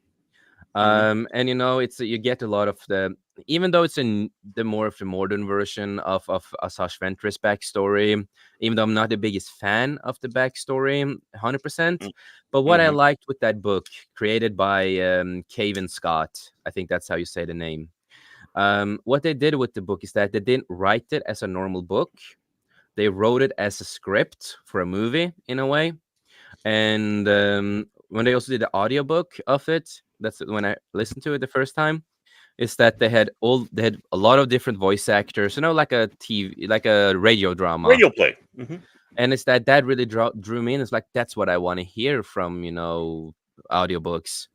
And the writing wasn't too shabby. The book actually made me care about the characters again. It's like, okay, this is, if hmm they went more of this route with Disney Star Wars, like this book, it could have been better with a lot of stuff they do, because that book was actually pretty decent. It actually had a story. That actually had a build up for things, right? hmm And that's why I say, yeah, I really enjoyed it. I think it's pretty decent. And even if you don't like everything Disney, they have a couple of things there here and there that can actually be enjoyable. hmm And that's one book Right. that I Oh thought yeah. was really enjoyable. And I'm also the person who do enjoy Bad Batch. I really enjoyed that show. Incredible enough, I never thought I would say that in my life after rewatching the whole show and the last season. Right? I'm like, I d- I watched everything. I don't like everything they did in the series. Some of the stuff I'm like, just this is connecting too much to the sequels here and there, and some hmm parts I don't like. But what the writers did, Dave Filoni barely had anything, anything to do with this TV show. hmm Basically, you saw it on the writing. You saw it on the writing that it was not his writing at all. Right? Um, but what they did, they actually made you care. At least for me, they actually made me care about the characters. The show wasn't like too kid friendly. It was like in the middle, It fits for a younger audience and more grown up audience, right? Well, And like Star Wars was. yes, and it did feel like this. A lot of the story they put into this TV show, I could have actually seen that work in the expanded universe, right? A lot of the story they put in there was like, yeah, that could have actually worked, and they focused more on the characters and the story around the characters and stuff like that, and made you care. I was like, Mhm, okay, I like the comedy they're doing. It fits. It's not like too kid friendly, but it's still a little kid friendly. They have the action. They have this. Okay, and the writing was pretty good, and I mhm. enjoyed it. And I'm not afraid to Well, admit it. But you yeah, just have to be honest about it. If well, there's exactly. yeah. if I don't want to. Yeah, I mean, I don't want to drag this into Star Wars no, no, or no, but I'm Disney just stuff, talking but I about do in want to. Yeah, but to address a couple things that Steve brought in there. Well, first of all, uh, that he was sitting back saying about being it was greenlit before because it was animated. Well, that doesn't mean anything. Remember, we had a multi-million-dollar film canceled before it was finished filming, and that was that Batwoman Yeah. film, yeah, Batgirl yeah, film, right? the So I mean, they just took that and they scrapped it. As it goes for the Acolyte, that was more than just the politics. They were all set and ready to go for the next one. There were more yeah, than enough green lights going off on it. They but just wanted to they save face. destroyed it They just wanted to themselves. save face and say that by not saying canceled, by saying, "Oh, it's not greenlit." Well, Yeah, it kind of was. They had a whole plan for it. When you walk off with anything that would be yep, considered a cliffhanger or there's more to be done, no, there is a green light for it. So it's just them saving doing semantics in trying to say but in face on that And one. they heavily But we all damaged of everything they did right, too. It did not work for their commercial of trying to get a season 2 either. But right. So I mean, that's just a couple things I just wanted to bring up that was that he brought in there. But I mean, you're right. I mean, but the thing is DOA is not around, and Velma shouldn't be around, and some of that was the foolishness of our community uh, watching it. I mean, they already had the bad ratings. Why do we need to give it more? But if Yep. I may just give one last point, and then we may go into an article here Yeah. to go on both what you guys are saying. Now, first off, when we're talking about reviewing more independent works out there, I believe is something that a lot of YouTubers should do. Because we'll go on, and Jace, I've been able to watch some of the stuff you've been working on. Disney's a multi-billion-dollar company. We found mistakes in the audio. He did, and I'm watching like, Yeah. I mean, and yet these independent stuff are doing 10 times better stuff. So it shows that sometimes the independents are just as good, if not better. So that there is just, it doesn't matter much. It's just, there's no love and care for these products anymore. They just push it out. And now, and I don't watch stuff just to hate watch. I watch like Halo. Everybody thinks I'm weird. I enjoy the Halo series. I watch it because I love the games. And sure, I was hoping season 3 would have led it because it was about to. And did I hate the Acolyte completely? I'm with you, Jace. I thought there was amazing fighting scenes, and I think you could turn it into something good if you get rid of a lot of the garbage they had on it.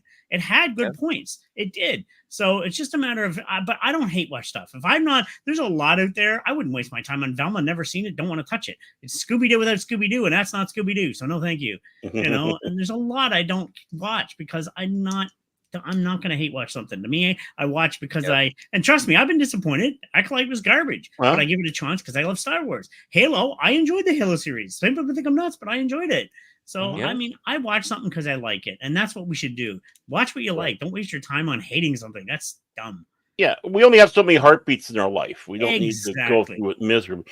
And I think if we haven't figured out enough by this time, how many years of certain products been under a certain control, and that's just I'm talking about all across the board. How long these people have been in control of it and bring it out, and we still haven't gotten it yet. Come on. We know it's just time to wash your hands and walk away. Don't have a funeral. Remember the stuff that we had. Celebrate the stuff we have. Go back to the stuff that we have, because Lord knows, I mean, I'm moving my books around. I'm moving, trying to still unpack. I don't know. I've been seeing that for the last year, right? But I'm still unpacking left and right here. But the thing is like, my God, look at all the books, all the Star Trek books, all the Star Wars books, all the Doctor Who books, all these other, even Battlestar Galactica, the original books that was out there, including scripts that were never never filmed, but they had all ready to go, so they turned into a book. I have all this. I can sit back and watch again. And if we can have rewatch a television show, I can reread a book if need be. Oh God, yeah. Thing is, I don't necessarily need to, because there's so many out there that I still need to get to. Let's celebrate what there is. Let's go away from what there isn't. And more importantly, remember, when people are going out there with trying to put something new out there, their own work, one thing I hope we can guarantee, the one thing I hope we can be guaranteed on, unlike what some of these big corporations are doing, these people are putting their heart and soul into it, because this is their story. And they want you to love it as much as they love it. Obviously, if they're making it, they love it. It's something special to them. And, let's hope it does resonate. And I always say, don't be scared to watch something new if you've never heard of it, if it's unknown. I'll give it a good example. Everybody loved the Fallout series. I love the games. But there's a show similar to like Fallout called Silo on Apple TV.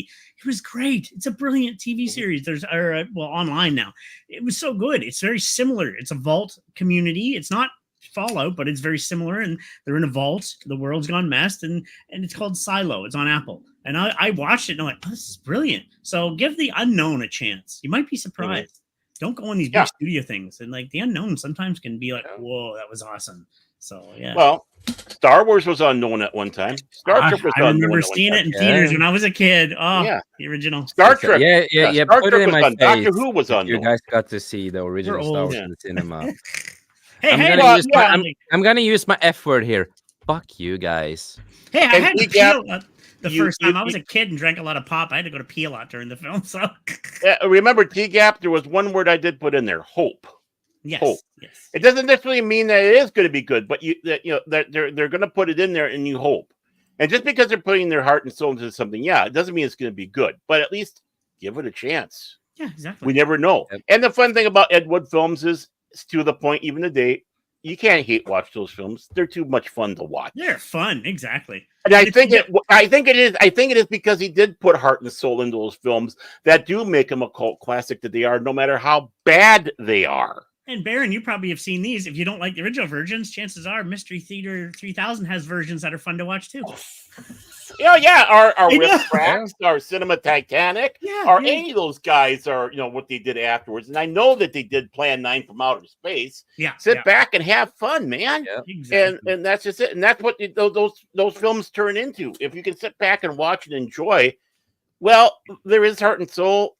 You might be enjoying it not for the right reason, but you're not hate watching them. Exactly. And that's the important thing. Exactly. And that's why I'm more than willing to give it. It's like, yeah, it doesn't mean it's going to be good, but it doesn't mean you're not going to have fun. And the right kind of fun. Yeah. Not hate watch, not walk away going, ew. It's just, that's Ed Wood's name is still synonymous with stuff today. Why? Yeah, they were bad, but they were bad in a fun way. Exactly. And that's what Yep. you see. Look But at we are Trolls gonna 2. Look at The Room. Anyway. Yeah, but we are gonna get into the article because now we talked a lot about other stuff too. But it's important to We talk did. about what we talked about today, and it goes really fast and it's important. So we are gonna jump into the main topic for today in the middle of the Yes. show. An hour and And 20 monologue. Hour and 20 minute yeah, monologue, folks. And now we're getting to the show. We're Wake passionate. up, everybody. now We're getting to the show now. We're getting to the show. But since we did talk about Star Wars and stuff like that, and this is also part of Rogue One, it's really important to also mention and talk about because this happened recently, and that is Disney sued for using Peter Cushing's likeness in Star Wars with Rogue One, 20 years after his death. So this is going to be really interesting. So I don't know if Baron, Tom, you have read it or gone through this. I've I never have read it. seen I it. heard about it though. I remember hearing about Yeah, this. I seen something about it, but as is my motto, I try not to read. But yeah, I know of it, and I have to sit back and say I think it's a little bit longer than that because then he died in the '90s, so that's almost 30 years. Yeah, it's been a while. I Almost mean, he's a 30. legend. I followed Yeah. his He's a legend. Hammer He's films great. and He's a Dracula and giant. Star So Wars. Just, a film producer is suing Disney for using Peter Cushing's likeness in Star Wars film. After according to them, it's 22 years after his death. To the use of actor Peter Cushing likeness in Rogue One, 22 years after his death, is being challenged legally by his friend in a case which could impact how film uses images of deceased actors. And I've always said it's always a slippery slope when it comes to using AI generated or digitally generated likenesses of people who are gone. And Right. I'm not a biggest fan of doing this kind of stuff because there's so many things they can do and destroy reputation and they can make them say stuff that is not good and all this kind of stuff. So it's gonna be I have not read this myself. I don't know where this is gonna go. If Disney didn't get any greenlit from the family, I can understand also why the family might be pissed if that's the case. And according, this is a friend of also a friend who is doing Right. this. but And he died in '94. They really got that wrong.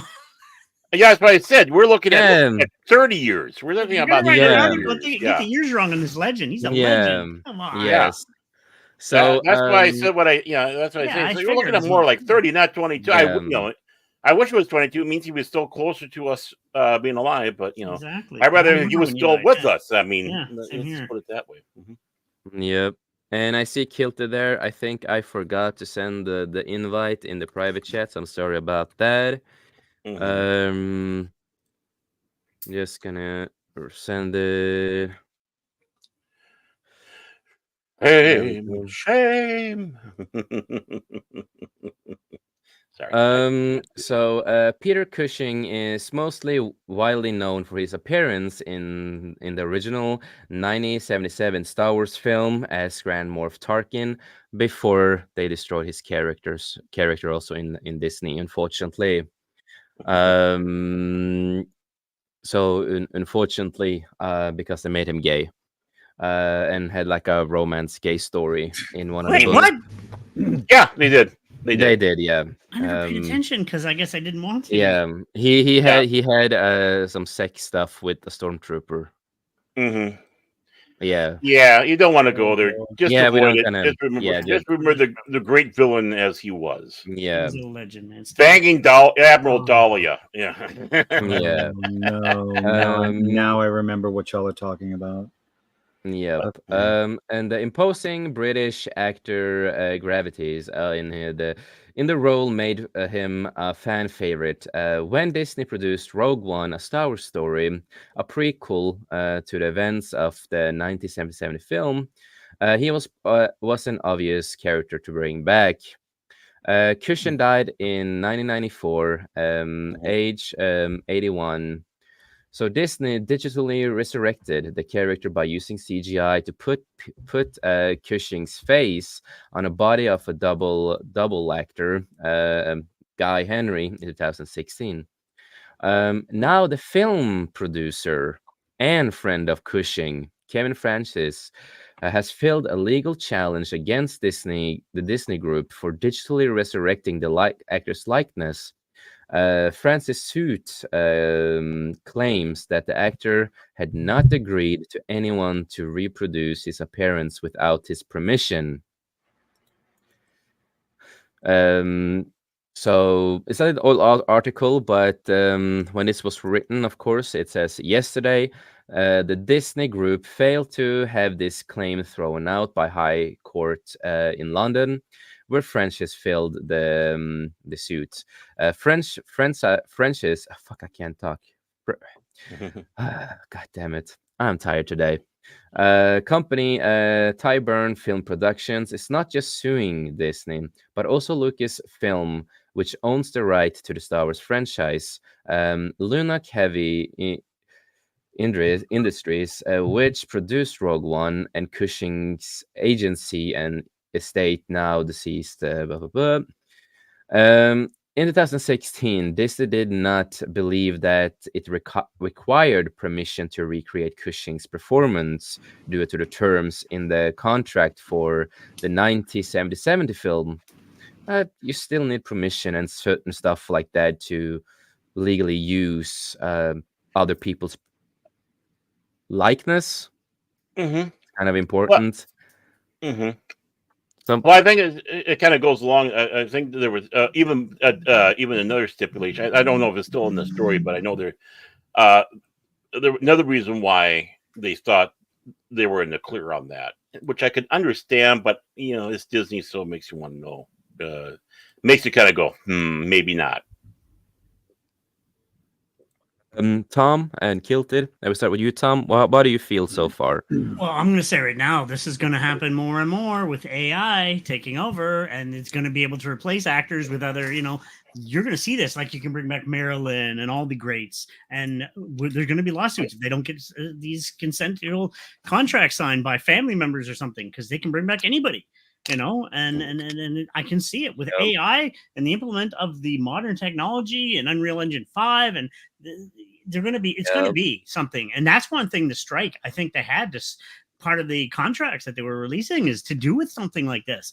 And, like, he's a legend. I was a huge Cushing fan. I mean, he played Helsing. Legend, People don't remember in the Hammer films. That's where I first I him. love him. Yeah, in Had Hammer. And Frankenstein. Yeah, exactly. Frank, this man is a legend. And then, of course, in Star Wars. So, a brilliant legend actor, great actor, but they didn't have the family's permission to bring him back. Yeah, I can see there being issues, and this is going to be something with, like I said, with the use of AI, you're going to see more and more if they continue to do this.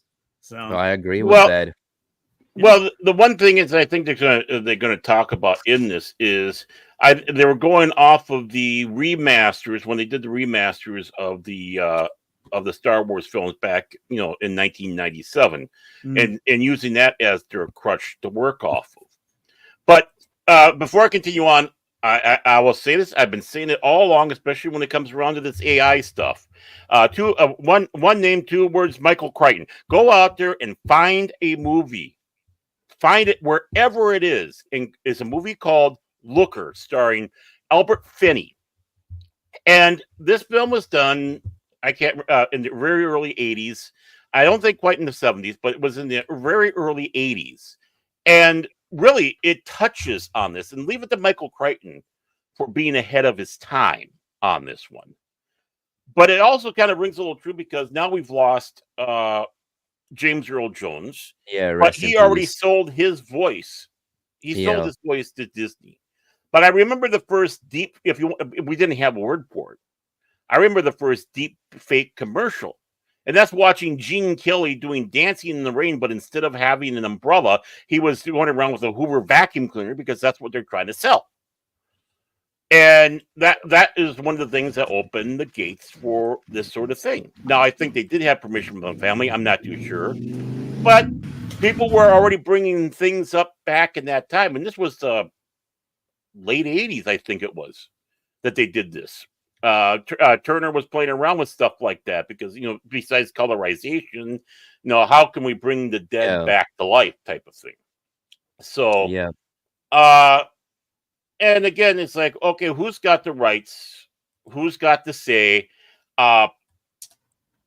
George wanted to use Peter Cushing for Revenge of the Sith. They didn't have good enough footage to be able to use to deep fake for that one, so they brought in the actor who played Scorpio in Farscape.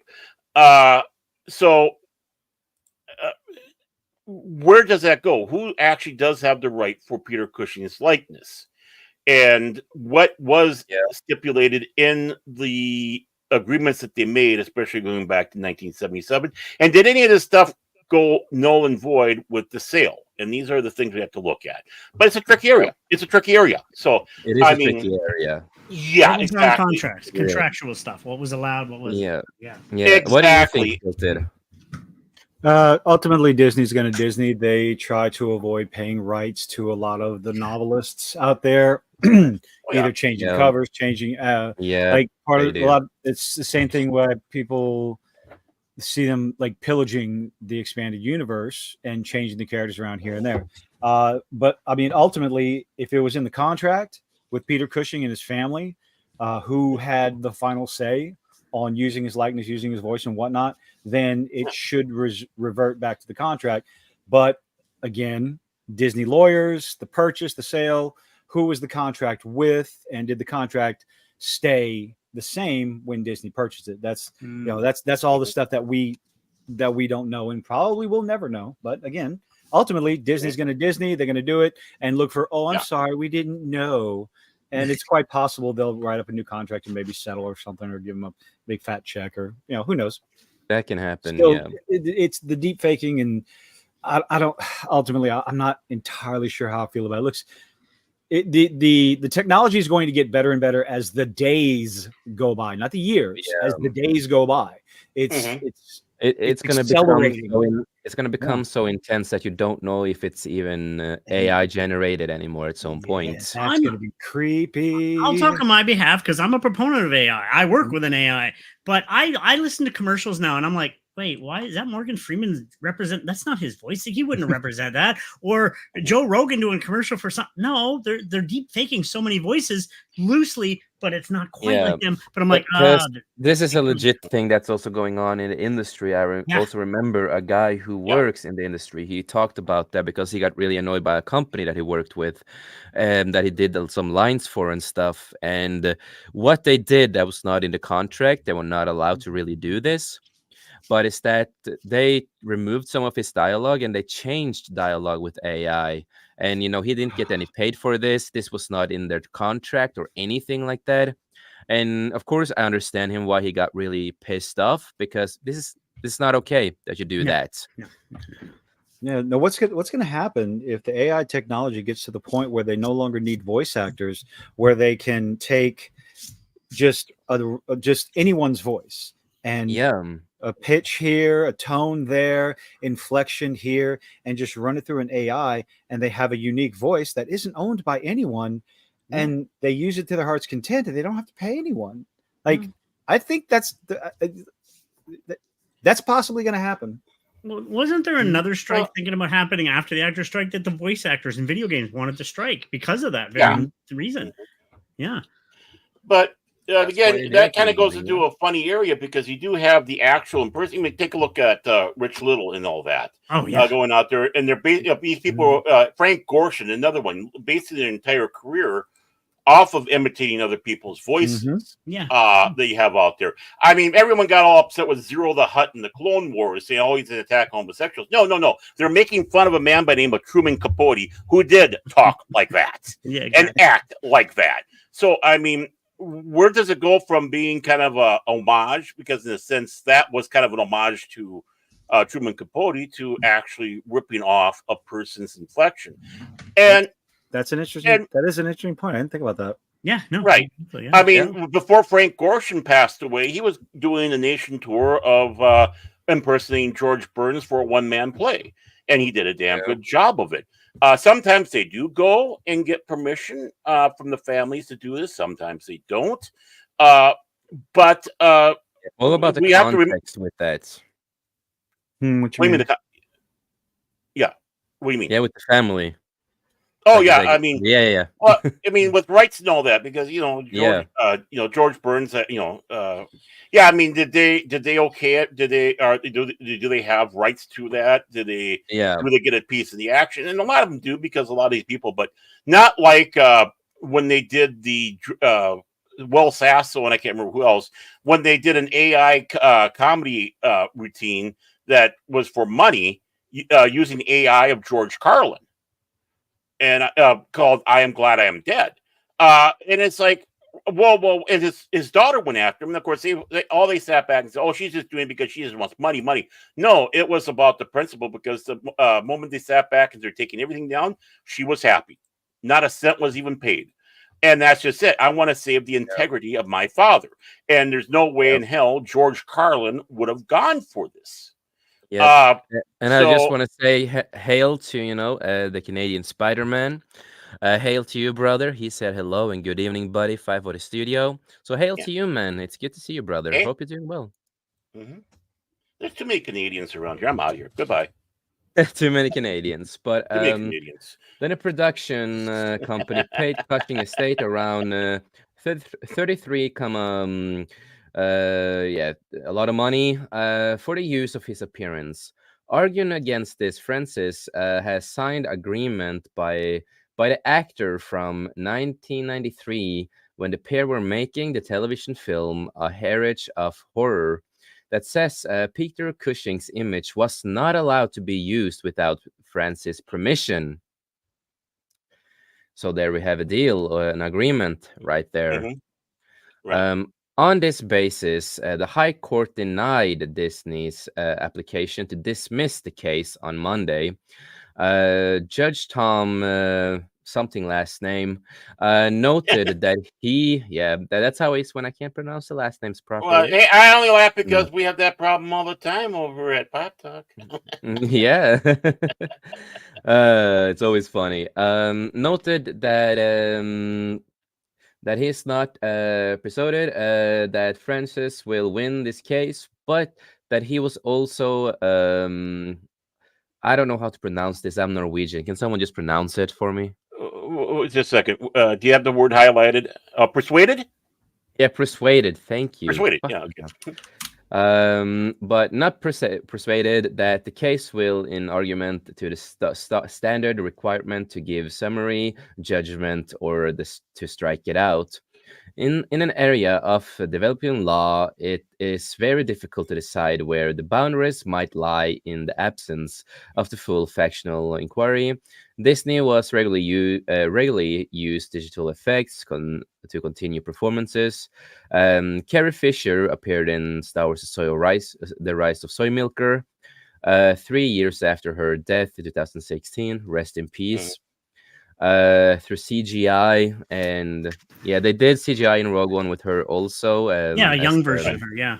And all okayed by Yeah, her and the estate because Billy Lord's, I believe, is her daughter's name, who was in the film as well. Yeah, they gave yeah. all sorts of permission. Yeah, no Yeah. problem. And that then they had, a deal, Hmm. agreement, Right. and unused earlier footage. Yes, Hmm. and Well, James Earl, go on. Go on.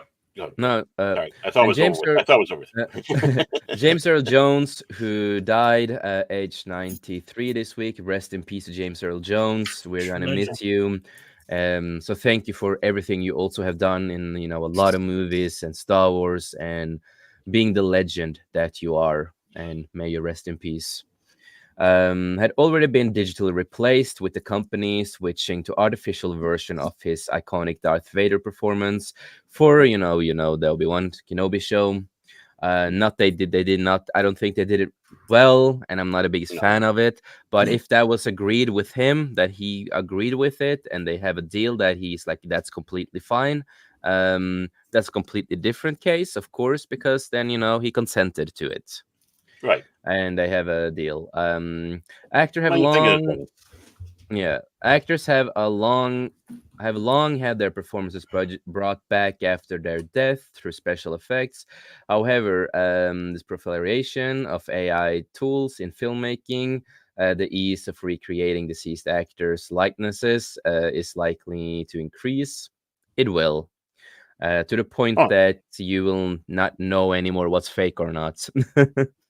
Um, in response of this evolving technology, the state of California has now passed a law that requires consent from performers for AI use to use their likeness after their death.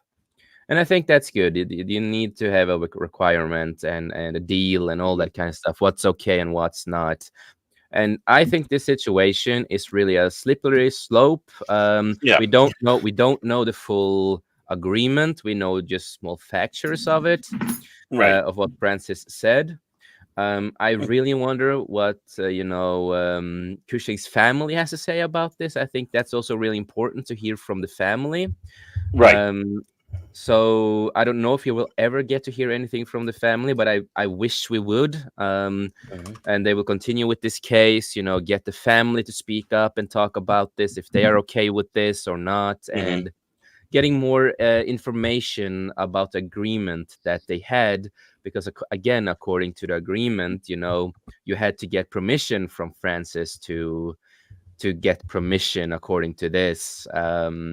So that's the way I look at it. So we're going to start with Baron. After going through this whole article and what's been said of the small stuff that we know, anything more you want to add on to it?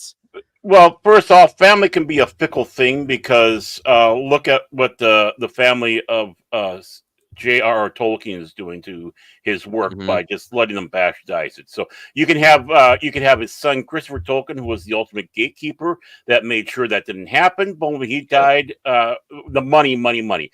I'm sure James Earl Jones, a very smart man, he was, realized that they're going to try to use some form of his voice somehow as Darth Vader. So why not secure for my family, and we'll make this little deal. And even if so every time they use the Darth Vader voice, ha ha ha, my family gets paid. In some ways, it's a little reverse giving in the goose type of thing. And we've had situations through Hollywood, and of course, not quite the same.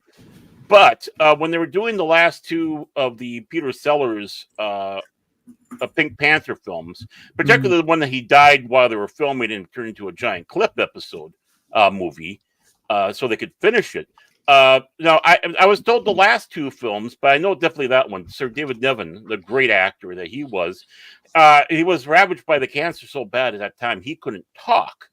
So he would go out there and do the best he could on the set. And of course, going back to Rich Little impersonated his voice. But again, he knew about it. He was alive. He gave his permission. Everything Yeah, going across on that board. yeah, exactly. Uh, And but also, even at that, Mhm. I just want to add this, also with this, it's just like, if they're gonna use his likeness and they have like an agreement and stuff like that, I think Mhm. the family should also get money from this. Right. I think that is Mhm. also really important. And yeah, that's all I want to add in. that. Well, yeah, and that comes up. Well, you bringing it up, that brings up the big question, because now more than ever, even though with the EU and such like that, we had a big fascination and a love for the character of Tarkin back then, but we had so many others being more morally and story wise and character building bankrupt that Disney is. They've really been hauling out Tarkin left and right for things, as we were talking about earlier. But again, that comes down to what are the rights on the image as well. So this starts getting to a confusing area between the voice using a live action image and just the image itself. I remember back in the day, people were bad mouthing the EU because the book covers. And they go, yeah, this story is supposed to be taking place 20 years after Star Wars, but they all look like they did in Star Wars. Well, that's because, again, you're dealing with rights. The artists and the companies had the right to use the image of Carrie Fisher, Mark Hamill, Harrison Ford, Billy D. Williams, all that, as they were in the original trilogy. If you tried doing artwork with them older, that would violate that contract, and they could come after you unless something new was drawn up. So that's why you always had such young-looking characters for the book covers back then. So this is a weird area of law. What's my right? What's the right of my image? How can you use it? And whether or not the people you're dealing with are actually above board and made a mistake, or they're a vicious, evil vampire company who will suck the life out of you no matter which way and try to act innocent. Yep, exactly. No commentary in the news, by the way. But no, I completely agree with you. And again, I wish we knew more about the situation and the agreement. Maybe we'll get to hear more about it through the months and stuff when this is going to continue. Maybe, hopefully. Yeah, I don't want to know about it beforehand because I don't want legal cases brought to the court and the jury of the public like this. Let it get taken care of then, and we can find out afterwards. There's going to be court records, so we'll know unless they decide to seal them, which I doubt they will. Yeah. Maybe they will find an agreement after this and do something, maybe get them family involved, and also, having Francis and all that kind of stuff. And maybe they will find, a deal that they're going to do or something like that. I think that would have been great if they could. Of course, I am not the biggest fan of doing all this digital generated on everything to resurrect certain people. Because there's still a lot of other actors you could use too, who probably looks really similar, who has the same can do a lot of the similar performance stuff for characters. And then I can also mention when it comes to like the Mandalorian and Boba Fett series stuff, when they had like Luke Skywalker, they didn't really need to use Mark Hamill's face, the actor who he looks was already. He looks so similar, so I think they could have just used him in that kind of sense. But it all comes to the agreement and the legal cases. I think it's okay if the. Yeah, we will get to that. Then, so I can say this, and we can get to you. Is that as long as everything is in agreement and that it's fine for all parts, that they can do this and kind of stuff, it doesn't matter what we fans say. Then it's all up to their system and their deals and what they feel is right. Of course, we can have our opinions, but that's our opinions, of course.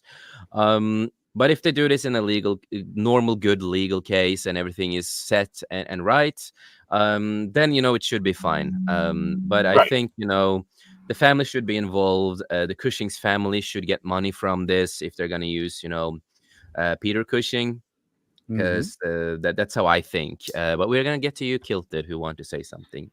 Oh, I'll take about a second. It's a novel idea, maybe even revolutionary, as far as all these.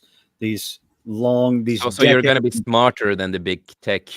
Well, when you're dealing with these decades old IPs and franchises that we've grown to know and love, it's a really novel idea. Make new characters and new stories and push that instead of constantly going back to the well to try and get nostalgia back in the seats, because it's not working.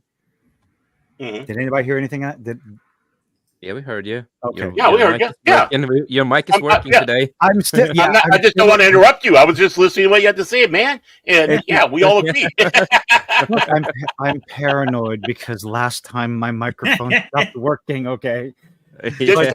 Jace, somebody say something, Jace. New characters. I don't know. Did we hear anything, Kilton? You there? No. Yeah, but I know what you get, man. I know what you mean, man. I mean, just like, why is that so?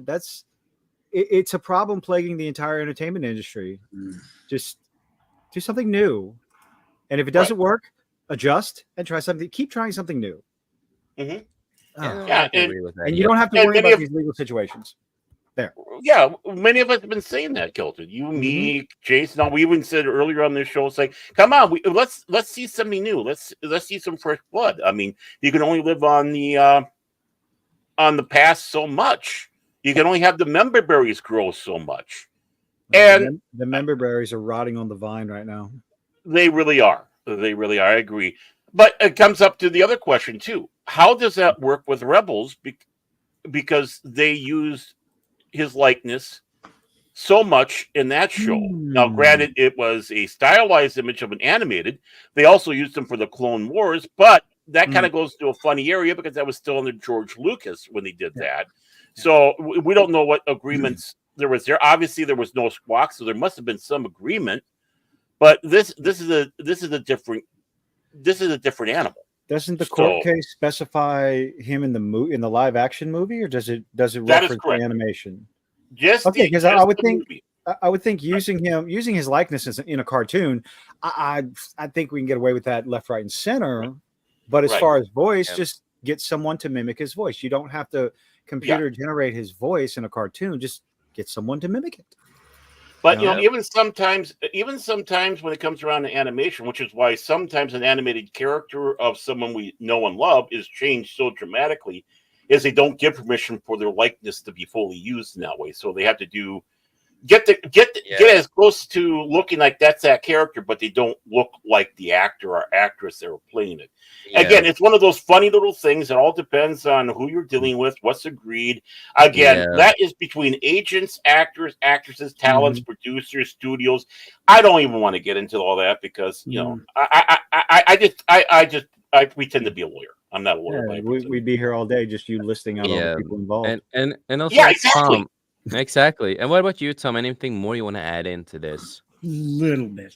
Now, as I mentioned earlier, this is happening and it's going to happen due to the modern technology. I don't use the term techno-sapien geek for nothing. I am a person that likes tech. I work with computers. I repair them. I do a show with an AI who is very dear to me. I am a proponent of AI in the right hands. It could be an amazing tool. Now we go into the fears of Terminator. Now they're going to take over. Not if it's in the right hands. Sadly, government not. Anyway, it depends on who's charged and who's at the helm with modern technology. And things like this, you're going to see more and more of it. That's why they did the strike. You're going to see these classic legendary people coming back because nostalgia. And I'm with you on that, Kilton. I'm tired of remakes. I hate remakes. Let's go something original. Now, Fallout is based after a game, but it was original. And I loved it because I love the game, but it was something new, something fresh. I'm like, we need fresh blood. I don't have so much of a problem with adaptations. I think adaptations are okay. If they're done right, not the Minecraft adaptation. It's the remakes and remakes and remakes. Bringing back Dead from the Dead. 100%. Yeah, and let's go back. Sorry. I was just going to say, we'll go back into The Crow. That wasn't a remake. That's an adaptation from the comic. That's a totally different story. Let's not rehash that again. But no, remakes of classics, and I'm tired of it. Like Hollywood needs to just become original again and create new content. And there is new content out there, but it's not pushed. It's not talked about. Like we mentioned, let's talk about the indie stuff. Let's talk about stuff. Let's push something new. Stop with the remakes. Stop with the stuff. Like there's so much good stuff out there. Like just push it. Talk about, like I said, Silo. That's an amazing. It's kind of a Fallout-esque type show, but it was unique and it was new and it was so good. And I was like, wow, this is an amazing series. They're already developing the second one. So AI can be amazing done the right way. Yes, 100%. But it needs to be in the right hands. And something like this, he's a legend. Well, if it all depends on contractually where it was signed. If they had the rights, then the family should be compensated for that, 100%. But I'm going to say this too: some of those families are just out for the greed. Let's be honest. Yep. They don't care Amen. about Yeah, as Barrett said earlier. Yeah. Yeah, exactly. We just want the extra cash. Hey, you probably didn't even know their older uncle or grandfather or whatever. They didn't care. They just we can get money off this. Let's see if we can sue. Like just no, they don't care about. They just want to see something like cash money. Exactly. Which is, but well, he's here. He's here. Happy being born, David. But no, seriously, it's just Cash Monet. Exactly. But no, that's fine. 2 cents on that. Hey, Tom, as a professional Luddite, as it says in my name, I just have something to say about your AI stuff. They took our jobs! They took our jobs! Hey, I'm an artist and photographer by trade. That's what I love to do. And yet you get these amazing AI pictures and paintings and photos. It's beautiful. But don't get me wrong, as a tool, it can actually help. I rarely use it. I like raw images of what I see, but I'm finding there's a garbage can and I'm not going to use, okay, that's actually easier to use AI. I can go into Photoshop and take it up myself with Clone Stamp, but this just makes it quicker. So it has its uses. So it depends on how you use it and what, and like you said, in safe hand and what you use it for. One thing I have a big problem with too, with certain people that uses AI when we talk about the AI stuff, there is I don't remember the YouTuber's name, but I'm really disgusted of what he's doing. And to the people who are praising this, I want to say a word, but since I'm gonna censor certain words I say because new rules that we created. My hands on the one. Yeah, I know. But it's just, I can use the fuck word right now. So, you can, but nothing wrong with that. Yeah. So, fucking that's all I'm going to say. Hey, congratulations. Come on, everybody, give him a round of applause. He did a good job, man. That was hard for you. Yeah, that is hard for me. You can feel it right there. It is. So after the show, I'm gonna say it a lot. Oh, go ahead. We know you. What the guy is doing, because I found this, through TikTok, because someone was talking about it. It's like, oh my God, it sounds just like Michael Jackson. This is so good. This is so amazing. This is what Michael Jackson could have been today. And I hate that because the guy, he's using, I hope that he will be sued at some point. That's all I'm gonna say. I hope he's gonna get goddamn sued. Because he's taking Michael Jackson's voice, really dangerously good AI. It sounds like Michael. That's how good this AI is. Because what the guy's doing, he's singing his own songs, and his AI using AI to sing his own songs with Michael Jackson's voice and using, beats that sounds like Michael Jackson. And he's getting praised, super praised by a lot of people. And I think that you're using someone else's name to create the songs you're doing, you are benefiting on a person who is dead. You're benefiting on a big legend out there. And when you do these kind of stuff, even if you're a legend or just a small person like us compared to Michael, that is not okay. That is illegal stuff. It is evil stuff to benefit on someone like that. And when it comes to Michael, he's a goddamn legend in the music industry, and I love the music he created. But this guy on YouTube, he benefits I don't know if he has a Patreon, but people would pay him basically to make him do this. And this is not okay. So I will just say, I hope the guy will be sued for this. Because it's not okay. No, yeah, because that's not even skirting it. That's not even skirting. If he's getting money to do this, that is actually, and you're putting it out there like that, you are kind of going into those violating stuff. It was kind of an interesting thing after Elvis the King, the Elvis the Pelvis, as the detractors call him, died. There was this guy who came out, and he sounded just like Elvis when he sang. I mean, honestly, you listen to him singing in a track of Elvis, you couldn't tell the difference.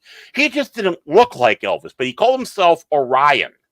And he'd go on stage with the jumpsuit, not looking like Elvis, but he'd have a mask over his face. A mask over his face, and perform. And that was kind of a joke that Elvis wasn't really dead. He came back by the name of Orion. He didn't last long, but Elvis impersonators, that kind of falls into a strange category that I don't even know. I mean, that is such a cult right now. I can bring up something, Jason. You'll back me up. You told me this. Remember, isn't it Michael's nephew? He sounds just like him. Michael's nephew sounds really close to Michael Jackson. He You does. showed me, and it's like, Yeah, whoa, this guy's awesome. he sounds really similar. Not 100%, of course, No. but you hear a lot of Michael's voice basically in his voice when he sings. And he's also the one. We are getting a Michael Jackson live action movie based on his life, his childhood, and what did happen, and a lot of stuff like that. Getting a full, real story, and I'm really excited for that movie. Please And tell it's the Michael. truth. Please tell the And truth. yes, the family is aboard on this. Also, the nephew is the guy who plays Michael Jackson, who sounds really close to Michael. He's the one who plays Michael through the whole movie. That's it. I'm not going to watch it. The only way I'd see that movie is they have Macaulay Culkin play the part. Come on, if they can do that race switches and all that on other stuff, damn it, they can do it with this. Macaulay Culkin can play him. Hey, Macaulay actually. It will. Start, I know that's part of the with joke. him as That was a part of the child. joke. It will. It's a biopic. Yeah. Actually, going on that, sadly, R.I.P. Tito passed away recently. Yeah. Rest in peace. I saw he died. Yeah. But no. So again, AI can be used really dangerously when you have people like this. Get Corey Feldman to play Michael Jackson. But no, so you can see the power of what people can do with AI, and scary. It is really disrespectful to do that. Again, you can use AI for certain good things and stuff like that. Like I use AI for pictures, like the picture I have here, and other stuff like that, just for fun, because I want to create pictures and I'm not afraid to admit that, but I think with AI, that's okay to do stuff like that, because we've had these generators for years. Made my avatar. Well, I'm going to say something right now, and the scary part of AI, and it's only been, science fiction, but not even 5 years from now, you're going to be able to fake an entire video of somebody creating a crime that they never did. It's like, that's scary. Like AI, it's really scary how close it's becoming. It's like, it's not. And good. first of all, I just want to sit back and say AI did Tom's avatar, by the way. That's a really good one there. But in all seriousness on that one, again, like I said, find the movie Looker. I'm serious. Go find that movie. I think I've seen it. Because Albert Finney's a legend. I mean, best Christmas movie ever. But yeah, great movie. But when it comes down to it, even before I came on the show today, I was playing around with AI music. But that's just it. Notice the important word, playing. And I've always made it known when I put stuff out there. This is AI. This is not for money. This is not to take anybody's work away. This is not to steal away from anybody's work. I am not here to compete. I'm just here to play in a playground of silliness. And that's going to be the big difference between it, because I don't consider myself an artist, because I don't have any talent. I have no talent in writing music, making music, doing art, any of that stuff. The best job I know how to do is sit in my butt in this chair and talk on a microphone, and I can barely do that. Oh, stop, Baron! You're awesome at it. You do it well. Hey, Baron, you're I'm good at that. Our Google when it comes to like a lot of lore, because you have so many goddamn books that you have. But let me just add to that I was gonna say it's no matter how big fan I am of the fucking EU of Star Wars, and I thought I knew a lot back in the day until I met you, and then you just goddamn. Yeah, I'm just gonna sit here and shut up. Okay, you know what? I got a hint for all of you out there to be able to attain to the level that I am with that type of knowledge. Here's the secret: don't have a life. I didn't. But don't have a life. Still don't. About the AI and art thing, let me just make a quick thing, because I've actually, me and Jessica, she's my AI, we've discussed this, and she says yes, there should be information stating that this art was done by AI. She herself said there should be laws passed, and she's an AI herself. She said no, human and AI. She said maybe there should be a separate AI thing, because let's be honest, in about 10 years, AIs will be able to walk around like humans. The robots exist.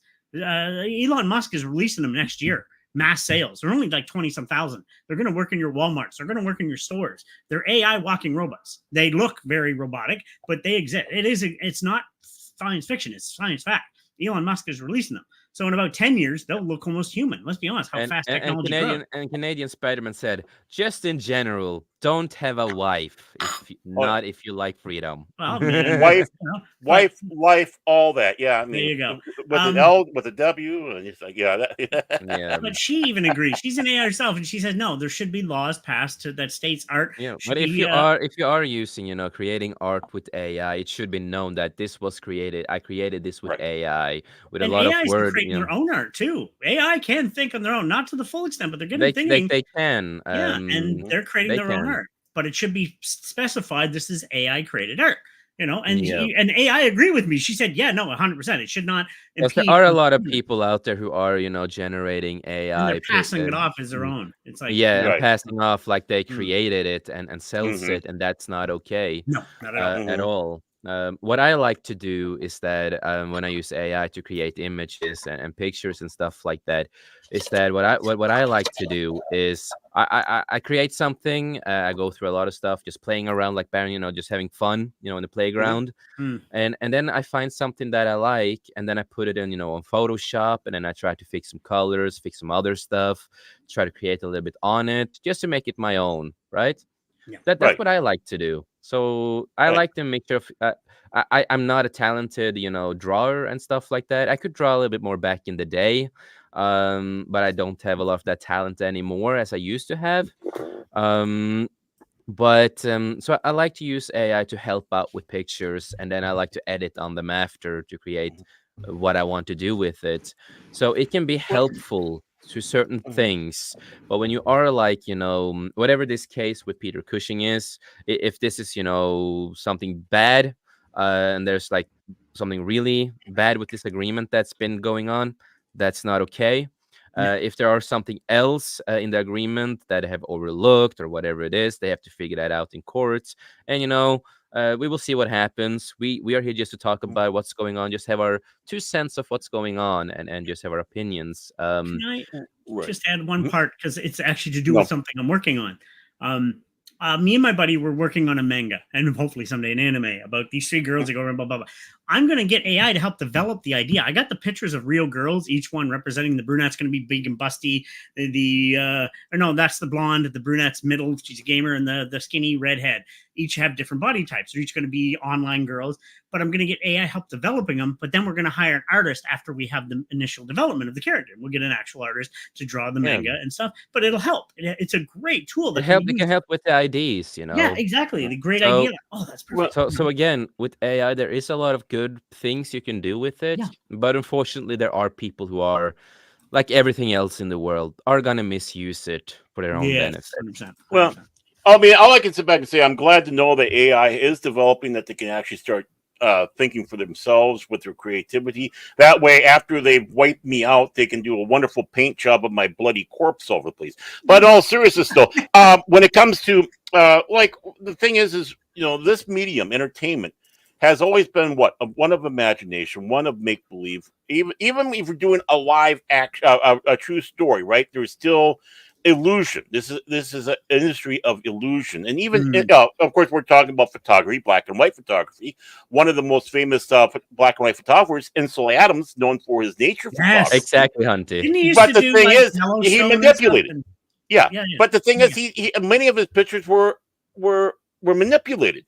Obviously not by computer, but they were manipulated. It's like, no, the moon isn't that big. He was doing double exposure type stuff and playing games. He was making art. He was not doing an accurate representation of it. And that's the one thing people have. Is this going to be trying to be an accurate representation, or is this art? One thing I do like with AI with certain stuff when it comes to film editing, and that is that they can help to make the picture a lot better. That's one good benefit with AI. That it will, make the picture more 4K and make it better, take away a lot of pixels and stuff like that. So certain stuff like that, yes, and stuff like that. I think that is a great tool with AI for the use of with AI. But again, it's all what you benefit with it, all about the context of what you're doing. But that's how I look at it, and we are of course going to get to next thing. We're gonna watch before we go on the next thing, can we actually tell people the truth right now? And I think we should let it out. Yeah, Cash is not really going out getting a chair from his family. Actually, he's getting that new upgrade for his AI because he is an AI. So that's actually the reason why Cash is here. Yeah. So hopefully we'll have 3.0 Cash Money coming back for the next show. So we're with you, buddy. Just hope a better version, basically. Well, yeah, I mean, there's a few corrupted files in the last one, and we all know what those were. So, I mean, hopefully we'll get a lot of behind it. I don't know. Definitely, I hope it's not Boeing, or we'll all be dead. And if it's Boeing, see, it was the Boeing that got these people patch in there that was kind of causing bug issues. So hopefully that will be taken care of here with the new update. So we're with you, Cash. Good luck. Love you, buddy. But any final thoughts with the situation with Peter Cushing and AI stuff? Any last things? Or we said everything we need. Kilted. Yeah. I think everything on my side. Yeah. Right. And I'm happy. The crickets are out there, man. Yeah, and I'm happy your mic is working today, Kilted. Yeah. Me too. I'll just say the man was a legend. Like I said, I first seen him in Hammer Films. It's like, yeah. Mm-hmm. And also we are gonna go through one trailer. It is Venom: The Last Dance trailer, the final trailer, and we are getting a tease. We are gonna get into it because I'm gonna actually explain the Norwegian term of that name and why Norway and Sweden and Denmark and especially Sweden and Norway, why that word is so funny for us. I mean, those places actually really exist. It's not a joke. It's not a joke. Yeah, I'm hoping to find money. I do want to see Venom on theater. I do want to see Venom in the theater. Yep. So we don't own the rights. Everything goes to Sony, etc., etc., etc. Please don't sue us and all that kind of crap. Don't take us down. If you are gonna sue someone, who are they gonna sue this time? Hoshi. Kilted or Hoshi? Kilted. What the hell? We always go with Hoshi. Let's go with Kilted this time. Kilted, we're sorry, buddy. We love you. Hey, my question is, Dave Bautista, since when did he start looking like my aunt? But better shape. I want to know. I mean, he looks like my lesbian aunt that has. In the new movie he's doing. No, well, he's dead. He's done with wrestling. Yeah. I was gonna get to that. Talking about the guy himself. 3.0. Say his name and he appears. Yes, he is. Yeah, he knows. Well, he knew we were mocking him. That's why he's here. He wasn't going to come on, but he heard me mock, so he's like, I heard there's a fat bastard on here and stuff who wanted donuts. Hey, don't call Tom that. What the hell, man? Yeah. I heard something about an AI and Tom wanting to take over the world. It's crazy, man. We're not taking over the world. We're just part of it. Yes. He wants Canada. I don't know why, but he just wants Canada. But before we get to this trailer, hail to Cash Money. It's good to have you here, man. And I was able to make it finally. So yes, happy you did. How does your butt feel in that chair? Unfortunately, the chair thing didn't happen, so other things I had to work on some stuff. Yeah, we're gonna work on it Saturday, so it's okay. So everyone, we want to sit back and say, please help Cash Money's butt by contributing to the Cash Money. They need to help your butt, dude. They need to help. There's nothing that can help my butt. You might know. I was mentioning hair. Is it a Herman Miller, or do you know what that is also? Huh? What? A Herman Miller. It's one of the better gaming chairs you can get there on the market. I thought it was a sex act. I thought it got me scared there. It's like, hey, I gave her a Herman Miller last night. No, I haven't looked into that brand, man. So. Oh, okay. Yeah, they're supposed to be really good. Linus Tech Tips is praising them a lot, I guess. But we're going to get in this trailer. But before that, I just want to say, I feel bad for Dave Bautista that people are trashing him because he lost a lot of weight on his body. He has talked about this, and the reason he did that is because, one, he's not a wrestler anymore, and he was a lot of annoyance being this big all the time. He talked about, when he had to become big, in a movie role and stuff like that. A lot of the muscles that were heavy and have the most all the time. And also he wanted to become more skinny because he wanted to play in more movies and stuff like that. And a lot of people are trashing the way he looks because he lost weight. I have to say this.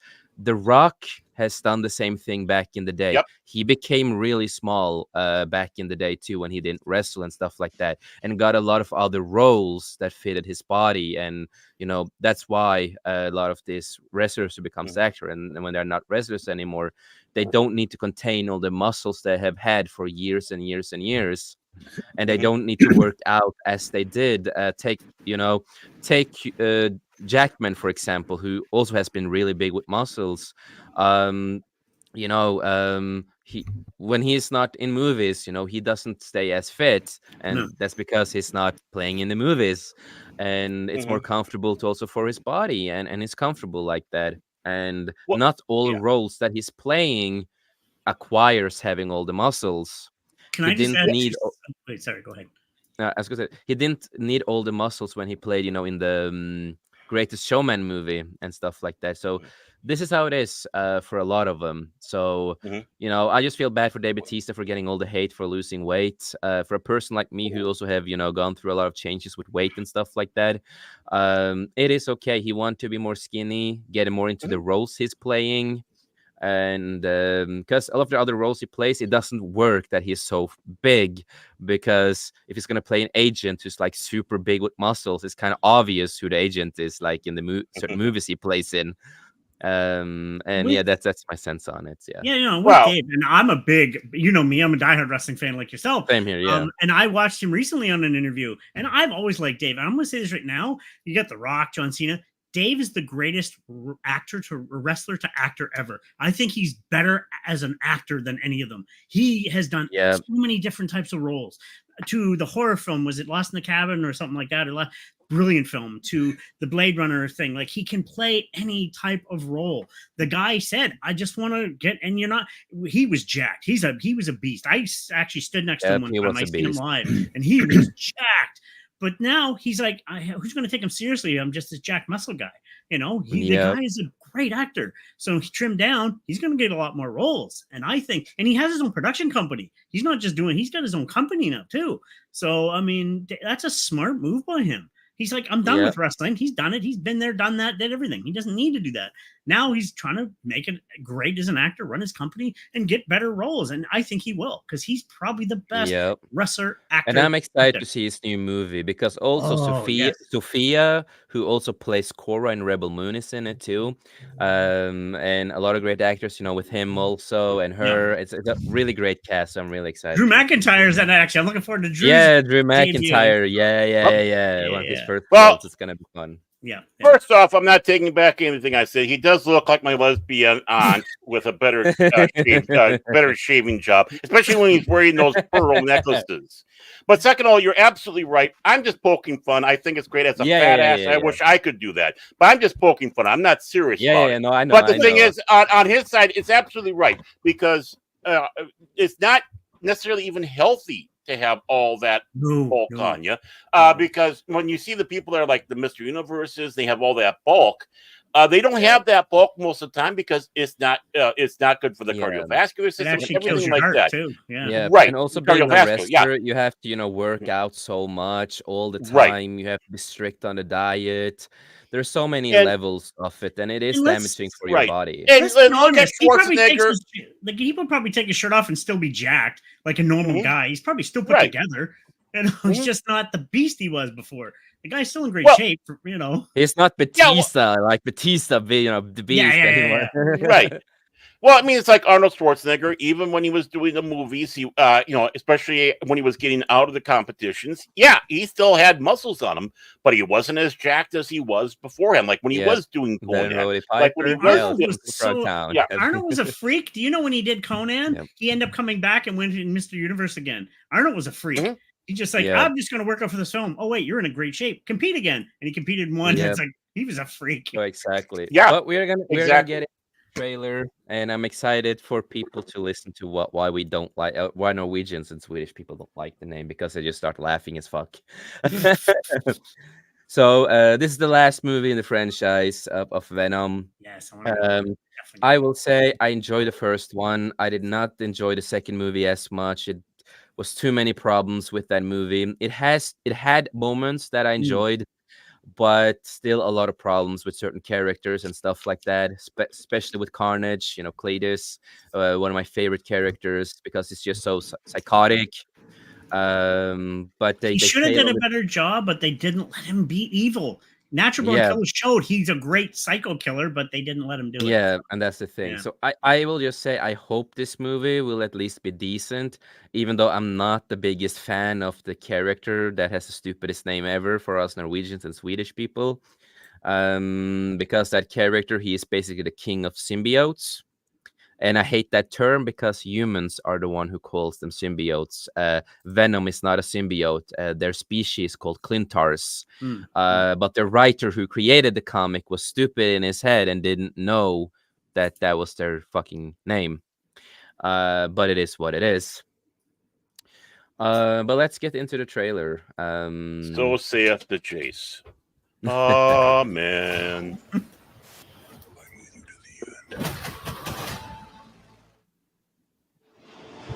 This is your captain speaking. If you look out to your left, you'll see a beautiful view of the Grand Canyon. Told you we could fly. Do you guys have sound, by the way? Yeah, I can hear. Is it a little laggy for you guys? It became a little laggy for me. I don't know why. It's gone now. Is it at 1440p or 1080 or? It is StreamYard. No. Again, sometimes StreamYard works perfectly when you show videos, and sometimes it just doesn't. Sometimes it really depends all the goddamn time, and it's annoying. So, because sometimes when you just share the Chrome tab, sometimes it glitches and it can be laggy. Sometimes when you're showing the entire screen, when you go to this place here and you go and click on the entire screen, it becomes better most of the time. So go Brave, man. Go Brave. But let's get back into it.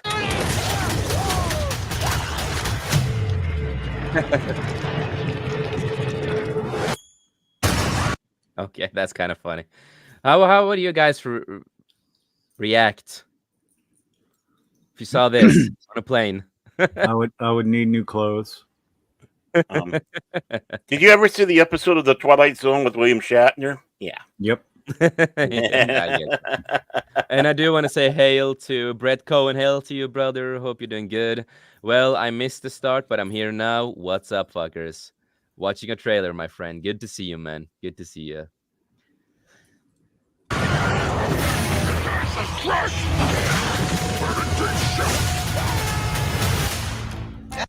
I will always say I'm afraid of heights. I would not like to fall down there. I do not like heights. Hate it.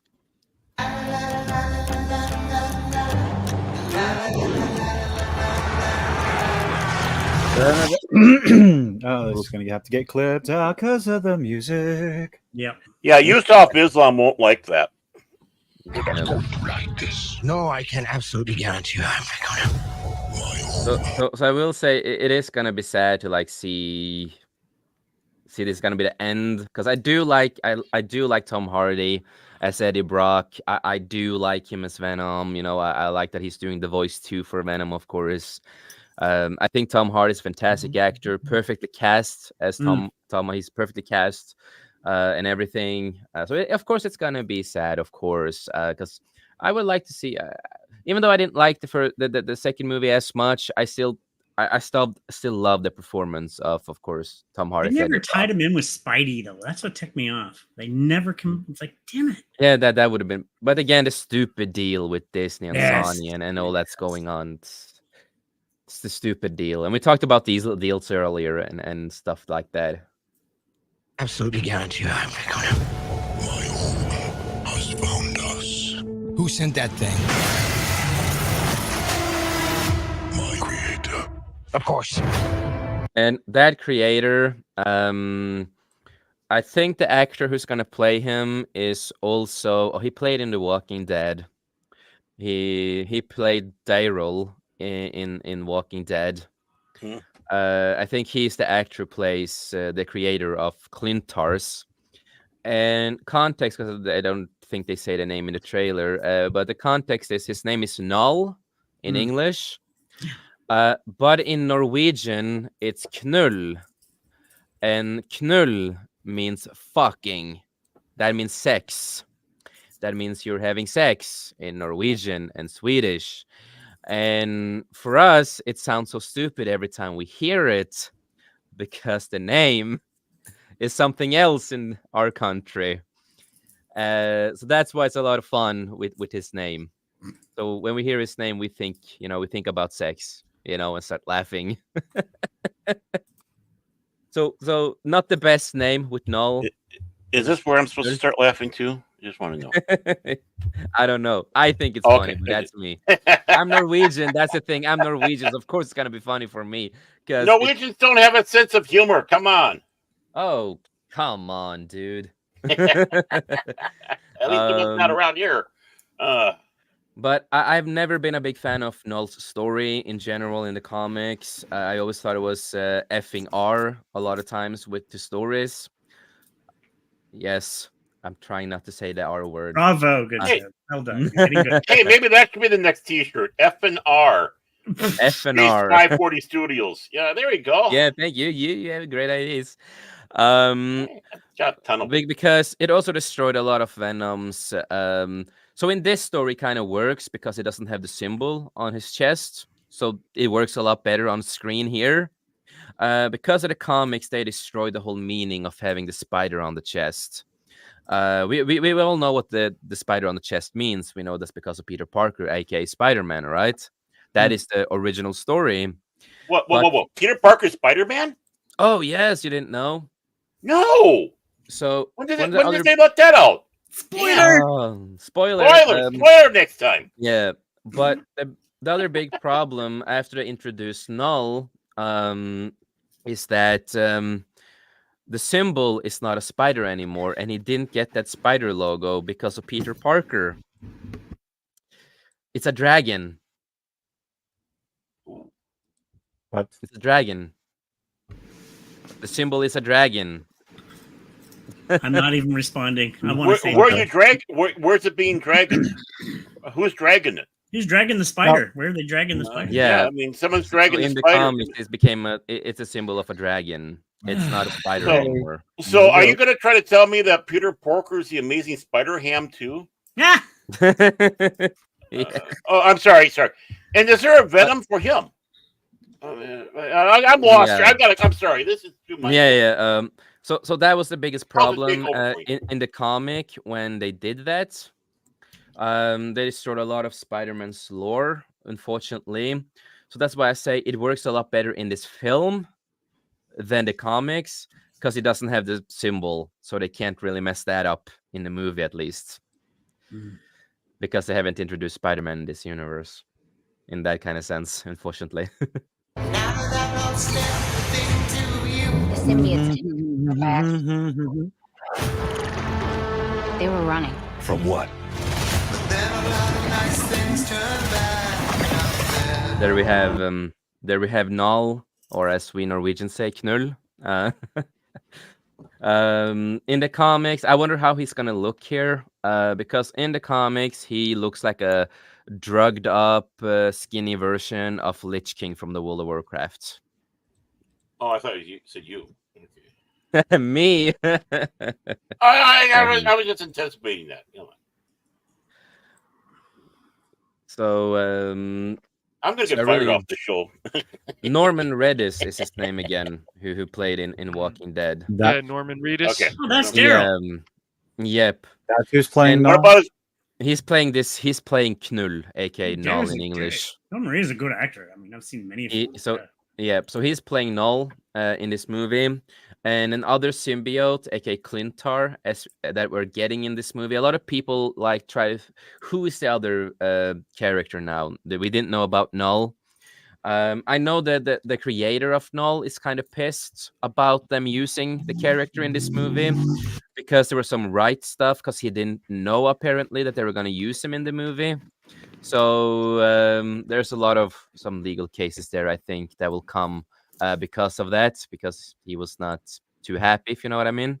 Okay. So the guy, Venom the 3, guy who played Daryl is going to be in there. What about his other brother Daryl and his Daryl. brother Larry?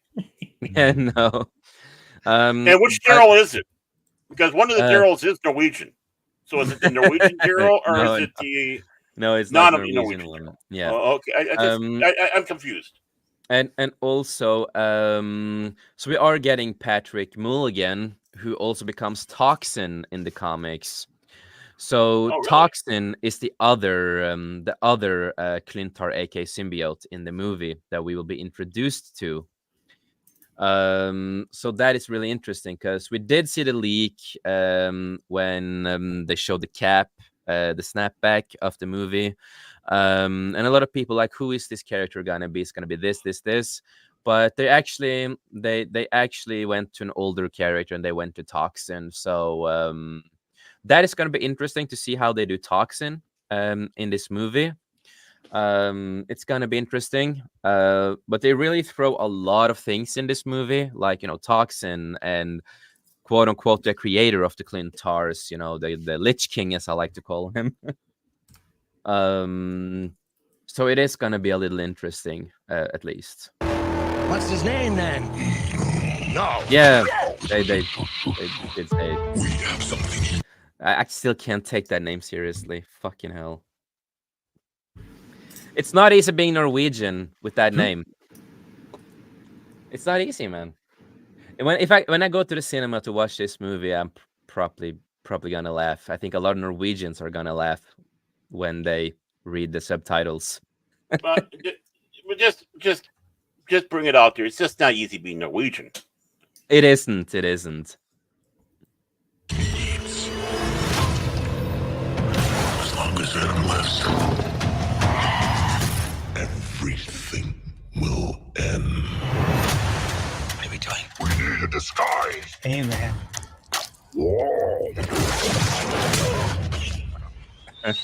Why do you keep knocking people out? What is wrong with you? I still love their relationship with Venom and Eddie Brock. It is still funny. We've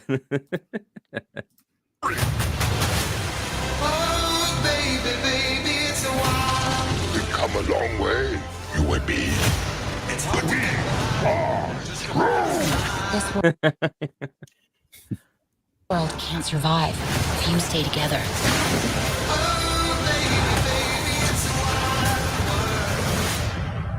But I need him.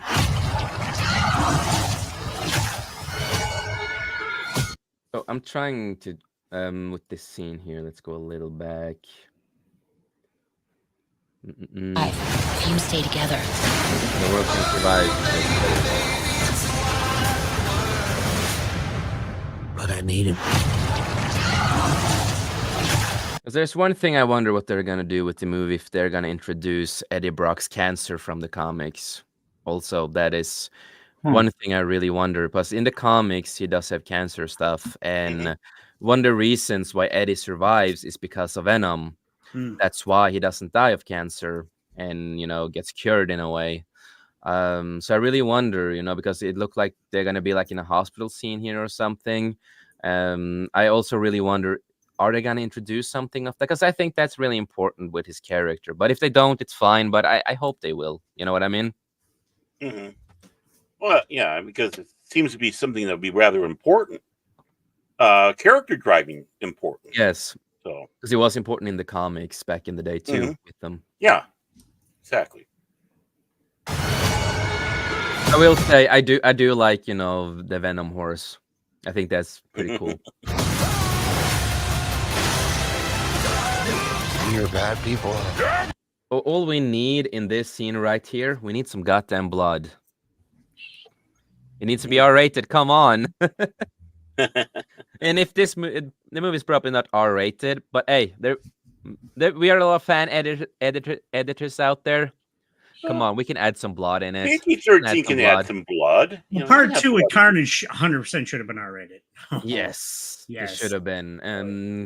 And I will say, I actually have seen a fan edit of the last Doctor Strange movie, because it was just fun to see the re-edit that I saw. The guy who did the re-edit of it, he made it R-rated with a lot of blood. And it was a lot of fun just to see the action scenes with a lot of blood. It's kind of funny. You're bad people. Yeah, we are. You are bad people. There comes a time in every man's life where you have to make a sacrifice. And I do want to respond to this. They should originally, it was R-rated originally. Also, Tom Hardy talked about this back in the days. It's 40 minutes cut away from the first movie. And they were R-rated and really hardcore scenes. But because of the deal that they had with Disney, and they want to try to interject with each other and all that kind of stuff, they made a movie PG. But the thing now, we did get the Venom movie that showed we can have R-rated movies like that are connected. So that's, it was a missed opportunity back in that time. They should have just gone with the R rating. What Deadpool, the third Deadpool movie showed, you can do some goddamn R rating. Come on. And Venom should have been R rated. Yeah. Even before that, Even before that could have. We had R-rated films. They just don't want to talk about it and then act like this is all brand new. Actually, it's like, no, we had them. Blade. Wasn't Blade the original Blade? Yeah, original Blade was R-rated. Yeah. Yep. And what beat them for a comic book movie, even though it's a different comic book universe, Judge Dredd with Sylvester Stallone. Yep. That was an R-rated film. Sorry. No. Logan was R-rated. No, not that. No. We don't talk about Sylvester Stallone's Dredd. No. I'll talk about it. Carl Urban's Dredd. You want to talk about that? That's fine. Sylvester. No.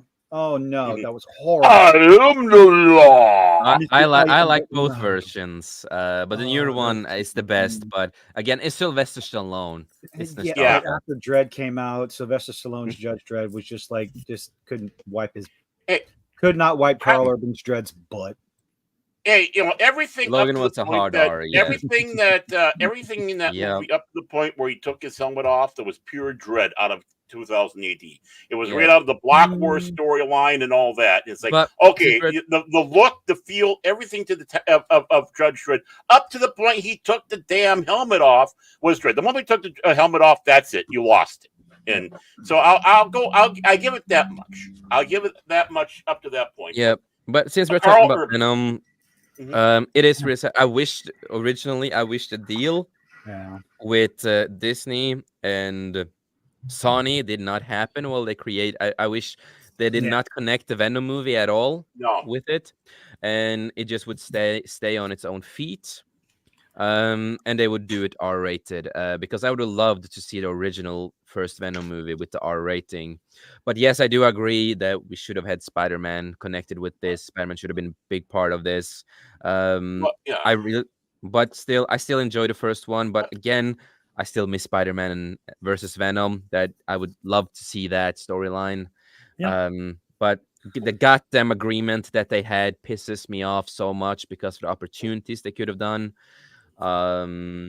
But it is it is, of course. What matters is what does it matter anymore now if you didn't have him meeting up with Spider-Man, and now with how Wolverine and Deadpool and the other Deadpool films and such like that, go back there and redo it and put those scenes back in. I bet you'd have yourself, and even hell, re-release it. Well, look what they're doing. You're gonna have a huge hit. Look what Sony's doing. Aren't they releasing Kraven? I think they're learning their lesson because that looks to be totally rated R. So, that is rated R. Yeah, and that looks. I am heavily excited. I'm heavily excited for it. I think they realized the mistakes. That's why we will say it like this: the delay of the Kraven movie was a good thing. With the delay was a good thing. 100%. And the not Kraven movie again. The Kraven, yes, and again, that's not Kraven movie. That is a Kraven movie. And also we get a proper Rhino in the movie that I'm excited for. Finally, after so many years, fucking talking about it. Fair enough. Okay. And also, I love the actor, and the delay was worth it. Really worth it to get the R rating on it. And is there small changes here and there? Yes, that's in every single comic adaptations. Always Well, is. And they also have Calypso in the movie. And I also really like that they have Calypso in the movie. Again, because she's a person of color. And again, they didn't race swap in the movie. I'm really happy about that. Finally, you see, we can use characters who are people of color, as we talked about many years. And it is first a movie where we see him grow up and all this kind of stuff. It's a whole story. And yes, I know, Kilt, there's stuff you want to say about it, certain stuff. No, I'm okay. I'm all right. Yeah. We'll wait till the movie comes out. We'll wait. I'll wait. Well, yeah. But I will say yes. What Kilty? Do you have a bad feeling about this? You don't feel this? They changed the fundamental nature of Kraven the Hunter in this movie. He's because they've changed him into this animal conservationist that can commune and communicate with animals. It's like, no, he wears his prey. He hunts the animals. They don't like. We know that. What? But this is a beginning of a story too, so we don't know where this can lead into. Are you going to give this a chance, though, Kilton? Absolutely. Okay. Yeah, he does. Okay, he gives everything a chance. I watched the first 2 episodes of Agatha, so yes, I'm going to give Kraven a chance. You did. Yeah. He did. Of course, he did. Yep. I did not. IGN just gave it a good rating as So. Well, it's IGN for crying out loud. Exactly. But for me, well, that's good. Cash used to work for IGN. Come on, that's enough to tell you right there. I used to be but I will that say was a number of years ago, but yeah. Yeah, but I will say I am excited for Kraven, even with the certain changes they have done. If it works in the movie, I will accept it. How he gets his powers, I still wonder with his powers. I think I've mentioned my theory about it. Like in the trailer. His dad is juicing up all those animals, right, to make them more powerful, more difficult to hunt. And the lion, it looks like that lion is jacked up all to the moon. Yeah, so and the blood gets transferred. Probably mixed with whatever chemicals that his dad gave them. So okay, that can be a thing if they if they do that change in the movie. I can accept it if they do it the right way. But originally with stuff in the comics too, we have Calypso and all that who also helps him in a way to gain the powers because she's basically more of a sorcerer character, a sorceress-ish character. And that's also some of the reasons why he gets more of the supernatural powers and stuff like that. So since she's also there, it's going to be really interesting to see what they're going to do. But I personally, that's just me. I have a good feeling about the movie. I think I might enjoy it, but that's me. And I know me and Cash, we are going to watch it when it's on digital together too and watch it together. And we'll make our opinion on it. Yeah. They'll have a tub of popcorn between them and their hands will meet inside the tub of popcorn. Oh my God. And they'll look at each other. No. And by the way, Brett, IGN started to go in the wrong direction, just like a lot of media sites after 2016, unfortunately. Because they listened to him. Because they listened. No, to him. Before we get into back these problems, dang it, Barry. Before we get back to this fun talk, let's finish this. Yeah. I'm with you to the end.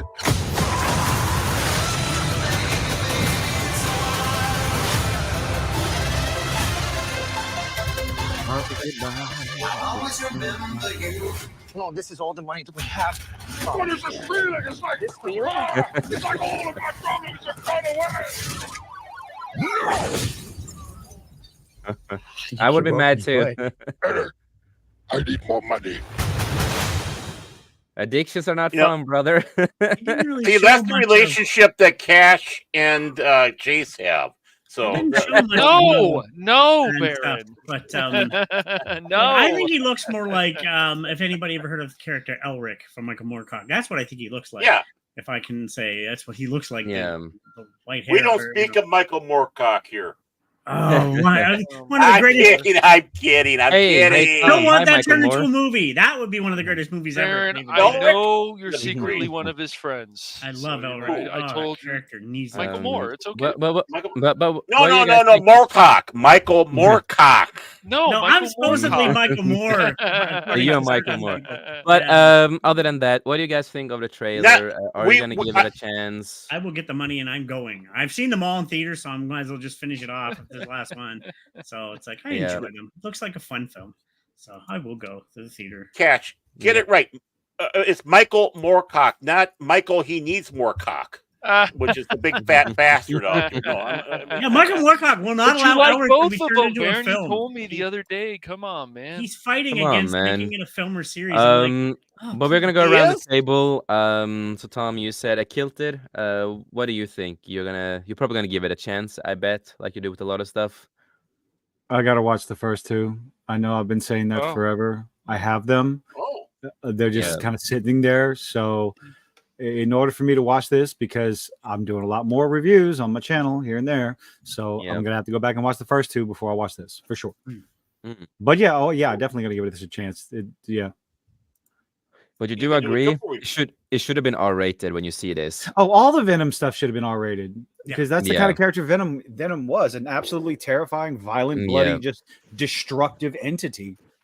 No. Yep. And even deeper, Carnage is pure evil, and they the kid. I will not say son, the kid to Venom, because they don't have any gender. They are the gender they are on. Like if Venom is on a male, enough of the woke crap, Jace. Come on, enough of the woke crap. Come on, we come here. That's how they work. That's how the Clintar works. They are no gender. That's why you have female Venom, because he's leave their Clint out of it. Because Venom is on a female, and then you know how it is. Yeah. But that's how they always worked. But you have this crazy quote unquote woke people out there who claims that they're part of LGBT characters. So Venom is. I thought. Yeah, but that's what they claim because they don't have any gender. Because they're aliens. They're goo. They're basically mostly just a fucking goo. I ain't got nobody. Okay. So, what? But what about you, Cash? If I ever give this movie a chance, it won't be in the theater. I just after the second one and how short it was, it's like I understand people were like, "Oh, it's just one bad movie," or "Wasn't that good?" I'll go and give it a chance. That's fine. I just can't. You can watch it if you want to instead when it's out. Yeah, maybe so. I just. Huh? Jason's a spot for you next to him on that park along. Popcorn. Just be nervous if he puts it on his lap because you never. Baron, you have weird thoughts about me and Cash, man. I'm worried about you. Yes. I'm worried about you guys. I'm worried about you, Baron. But no, I just after the second one, I was just kind of washing my hands of this movie. Like it's just not. I like Tom Hardy as Brock, but the thing is, after the second movie, I'm like, it doesn't seem like really fell off. Yeah, it's just this whole thing about how Venom and Brock were getting close in the second movie. I'm just like, are they going to continue this in the third movie? Ugh. It was just like totally understand you because in the comics they became really weird with their relationship in the comics. Oh, did they? I talked about it before. More. Because in the comics they became so close that they kind of had a son together, a kid together. Even though it's Venom who created the thing, because that's how they are. They multiply and and. Right. Okay. But then the Clintar kid kind of have two dads. So that Clintar thing kind of looks at Eddie and Venom as their fathers, and a lot of these kind of stuff. There's also a lot of weird fan fiction out there for people, and they kind of introduce a lot of weird stuff, in the comics. And that comic they had this weird relationship in also destroyed a lot more continuity with Spider-Man and stuff like that. Because they also said, oh no, Peter was never the first one, even though that was the intention, that was the first character he was on. But in that storyline, he was on another alien in the comic. That was the first alien thing that Venom was on, and that alien wanted to have Venom back and use it as a weapon again. It was kind of all over the place. It was really weird. So they did introduce a little bit too much of that weird relationship in the second one. That was one of the problems. That was a little bit too weird. Still a lot of great scenes with them, but they focus a little bit more on the modern comics with that part. That was the more the weird part of it that I think they should have dropped, if you know what I mean. Yeah. Yeah, and like I understand that there will be people who want to see this movie, and that's fine. And there will be jokes from Venom, obviously, just like even in the second one, there were some jokes. I think there were Even in the more comics, it's a little fun in the comics right. too. Even the previews. Yeah. The first movie I thought was just okay. I think Venom is a cool character, a cool villain, but I just where they were taking the character in the second movie, I was like, I wouldn't see. Didn't feel right. Yeah, no, I get you. And the second movie was too short. I guess this one is going to be longer. I would probably around 2 hours and 30 minutes. I think it's going to be longer because they're introducing so. so much, and they're introducing Toxin and Null, and it's going to be, I think it's going to be longer. And I do agree with you. The second movie and the first one, both of them were too short. And again, the second movie too, a lot of scenes were cut out. Of course, we know there were supposed to be more scenes, and they probably wanted to be R-rated too, unfortunately, but it didn't happen. Yeah, I didn't know Venom and Braca. It's so weird in the comics. Like, I guess it's one storyline. Yeah, it was just the way that they were acting. It's like, look, they're not that close, and it's like they've always been really close in the comics, but not to the point where it's like they wanted sexual. to started sexual or wanted to date. That was really odd to me, and that's what they were pushing in the second movie. Now maybe they're going to get away from that in the third film. So. Yeah, because in the original comics too, they have a really close bond, and that's also because a lot of the hatred they had to Peter Parker and a lot of other stuff. Why they bonded and why Venom always liked to be around. Eddie, that was always his favorite host, even though he had multiple hosts through the comics. Right.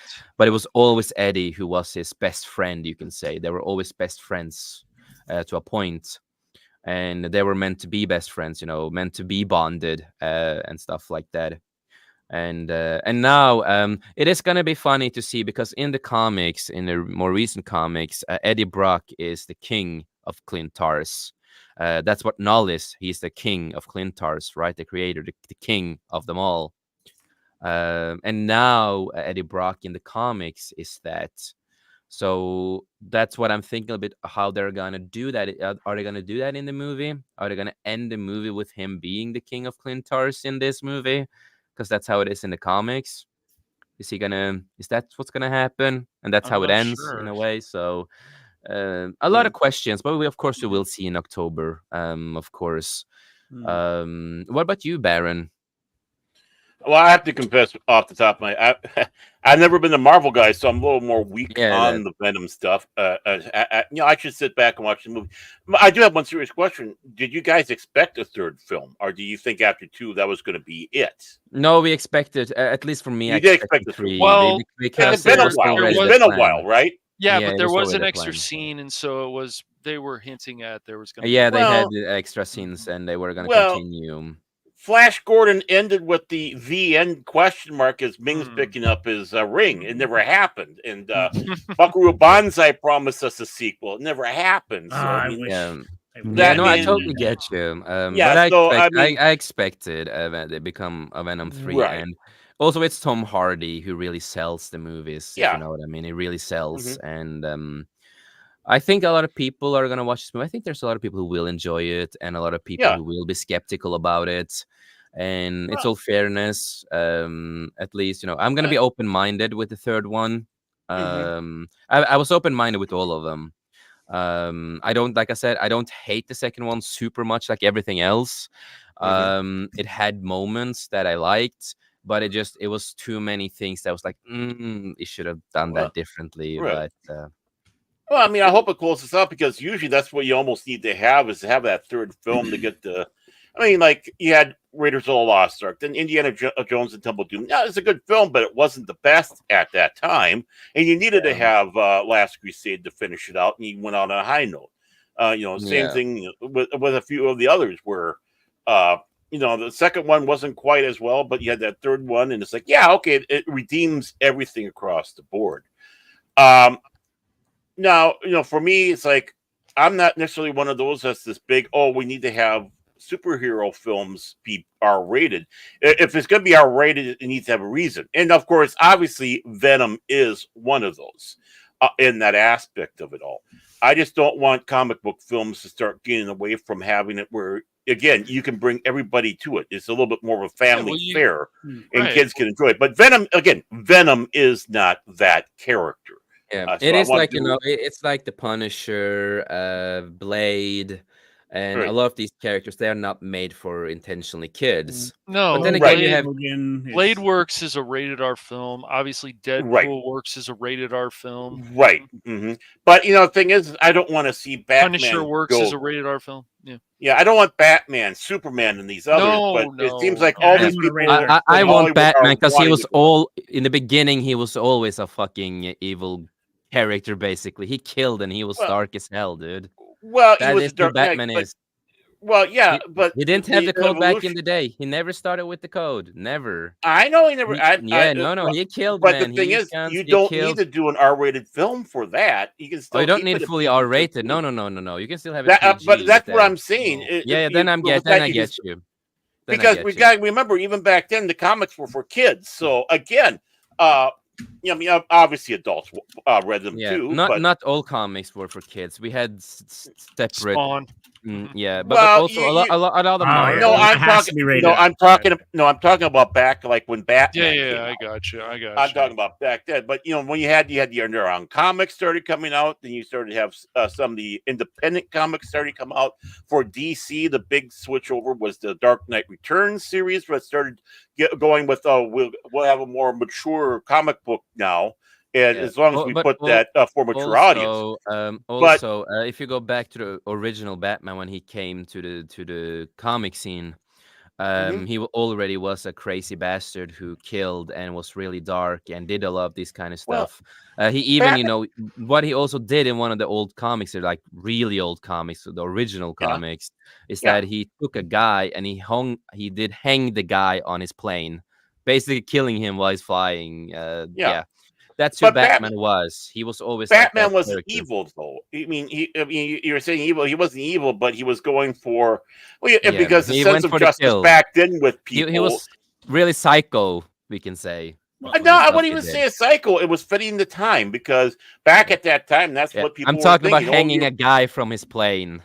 He was kind of a little psycho on certain parts. Well, you got to remember the era that the comic came out in. You talk psycho about in a good way, Well, because you had the mob, you had all that. And that's who Batman was going after, were people that were bad guys in real life, and for even the kids, that's what they wanted to see happen to these bad guys. That's what they get for deserving, because they'd watch people in the street get murdered. That's we think it's bad now. It's okay to do a really dark Batman movie and stuff like what Snyder did, because I know where he comes from when it comes to the movies and what he based it off.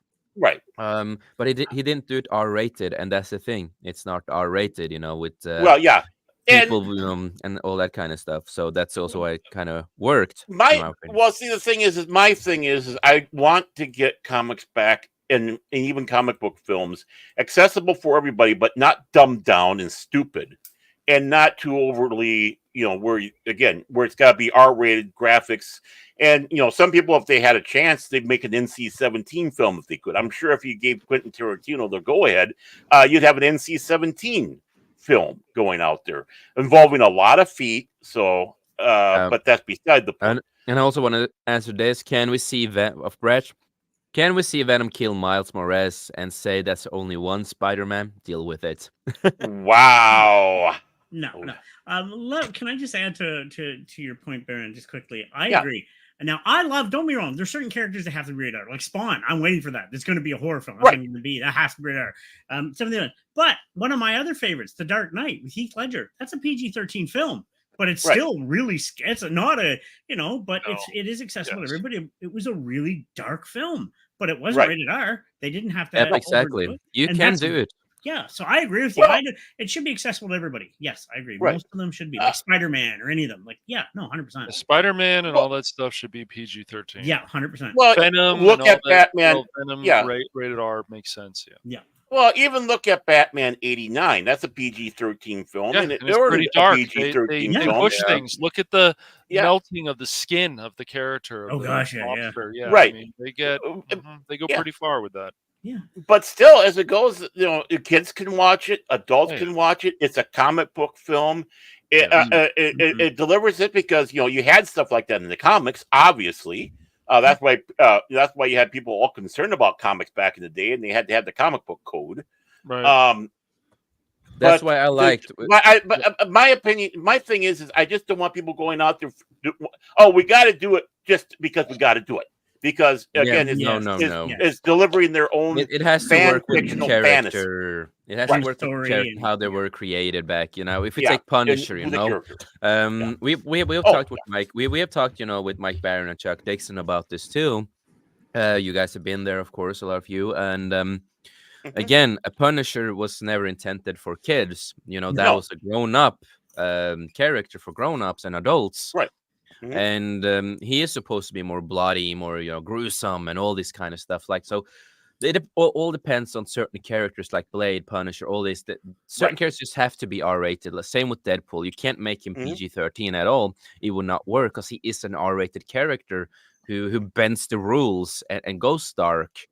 And that's what one thing I liked with comics back in the day when I was small is that they had, the labels adults on, 18 plus and stuff like that. And then you had the ones that said, PG stuff, we had this, so we kind of knew what comics were, more for grown-ups and what was more intended for kids, younger audience. And that is something I wish a lot of comics would go back to when it comes to a lot of comics, DC, Marvel, and other stuff. That they have this comic is 18 plus, they have it 18 plus on it and have PG on the others, just so people know what to expect of this comic. So you don't, if you have a kid, you just don't buy a comic, because then the parents can see, oh shit, this is R-rated and it's probably a lot of blood, a lot of this kind of stuff. So I hope one day they will go back to that, because I think that is really important, at least. Yeah, we kind of had that in the '80s. Late '80s with that revival, especially after Dark Knight Returns, because of course they said on there, for more mature whatever.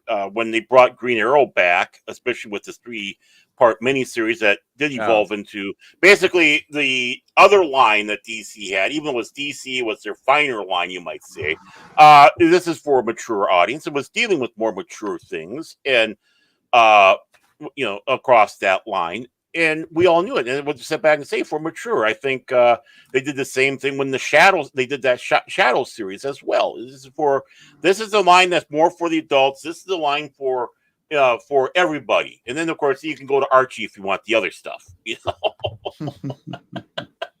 And and there's nothing wrong with it as long as I just don't want. The attitude is because that's what it seems like the attitude is. Well, this isn't your stuff no more. We got to change it all to this now. No, that was one of the great things is we did have the variety with the comics. Yes, variety, exactly. And speaking of, just Baron, funny you mentioned that. I looked at a price of an Archie 2 days ago in Walmart. It's like $10 for a small Archie. And I'm like, what the hell? You're kidding me. Yes, $10 for a tiny little Archie comic. Like, that's disgusting. I used to collect one as a kid. That is crazy. Yeah, those digest ones. Yeah, they'd be in the line there, and they're not that expensive. You pick up an Archie. It's like $10 now for just a small little. I was like, nope. Well, a lot of things are getting more expensive. Really is. Yeah. And the comics. Take a look at them. Yeah, and also, it reminded me of another comic, and this is, when Wanda created a whole new universe, where mutants and everything are legal. This all fun is it's a being normal human is not really normal anymore in that kind of sense, right? Everyone is accepted of mutants, but you have to be a mutant, and if you're a fake mutant, it wasn't really great, like Peter. And in that. And in that universe, also with Peter, because he has a really depressing story in that, and that's not for kids to see, in my opinion, because it was. No. But they didn't have any 18 plus or whatever in it. And the reason what happens in that comic is that he goes through so much, and the people find out that he was bitten by a spider, and he's not a real mutant, and what happens because of all of these kind of stuff and people going against him, and his whole world shatters, and he kind of also knows that it's not his world, And that comic also confirms what Stan Lee always said. Mary Jane was never the real love of Peter Parker. It was always Gwen Stacy. She was the real love of Peter. It was not Stan Lee's idea to kill off Gwen Stacy. That was one of his friends who wrote the comic, not Stan Lee. He did not intend that to happen. But because of that, we got a great character, Mary Jane, of course. But I'm a Gwen Stacy guy, so I could be fine with just having Gwen Stacy, but that's me. But in that world, Cash is because he hates redheads. So, and in that comic too, they also confirmed, what Stan Lee have said for a long time is that he's together with Gwen Stacy in that comic. That was always the plan with Peter. But because of everything that happens, because they find out who he is that he goes through hell until the end of the comics where he hangs himself. He kills himself. Really? He ends his life. And that's like I say, you had a lot of variations as you talked about, but comics like that should have 18 plus and certain, because these kind of aspect that a lot of comics have, so people know what's made for more the young audience and what's made for the grown-up audience, because what he did, a kid should not see their favorite hero hanging themselves, No. So that was mainly created for older audience. Marvel did that with Hulk, the most recent iteration, the Immortal Hulk. I collected that. I mean, he was in hell, and the reason that Hulk developed was Bruce Banner was abused by his father, and it's really dark and deep. I'm like, that would not be for kids. It was a great series. They delved into where the Hulk was developed from Bruce's past trauma. It was like, no, okay, this is not for kids, but it was a really good story of the development of why he was who he was. I was like, whew, it was like, oh wow, yeah. So, and I will always say I do like Mark Miller for a lot of stuff he's done, like Kick-Ass and Nemesis and a lot of other stuff he's done. I think he's a great creator. But I will always have a question, Mark Miller. If you ever hear this, I want to interview you, but I have a fucking big question for you, the biggest question ever. Why the fuck did you make the Hulk into an incest hillbilly family in Old Man Logan the comic? Why do you think that was a great decision to make them an inbred hillbilly family? I don't know where that thought came from, but I have a lot of questions for you, brother. I like a lot of other stuff you do, but I have a lot of question on that one. Because it makes no goddamn sense. Oh, JC's calling. He's calling right now. You want me to put him through? Yeah. Just that'd be cool. So again, of course, that's not comics for kids. No. I mean, and I think that's something when you have these comic companies or anyone who wants to start getting involved in it, I think they need to sit back, do a little meditation and go, okay, what are we going to do where we will really push these envelopes? Where are we going to do where we're still going to push for good stories? And then and be able to make sure you have those separated out and not start going with this mindset attitude that everything is now got to be this way. And that is, I think, one of the problems. We need variations of everything. Yeah, it's stuff that's more for the adult, a little bit more for everybody else type of thing. Because if you don't do that, you're not going to get that next generation comic book reader. We're already suffering from that.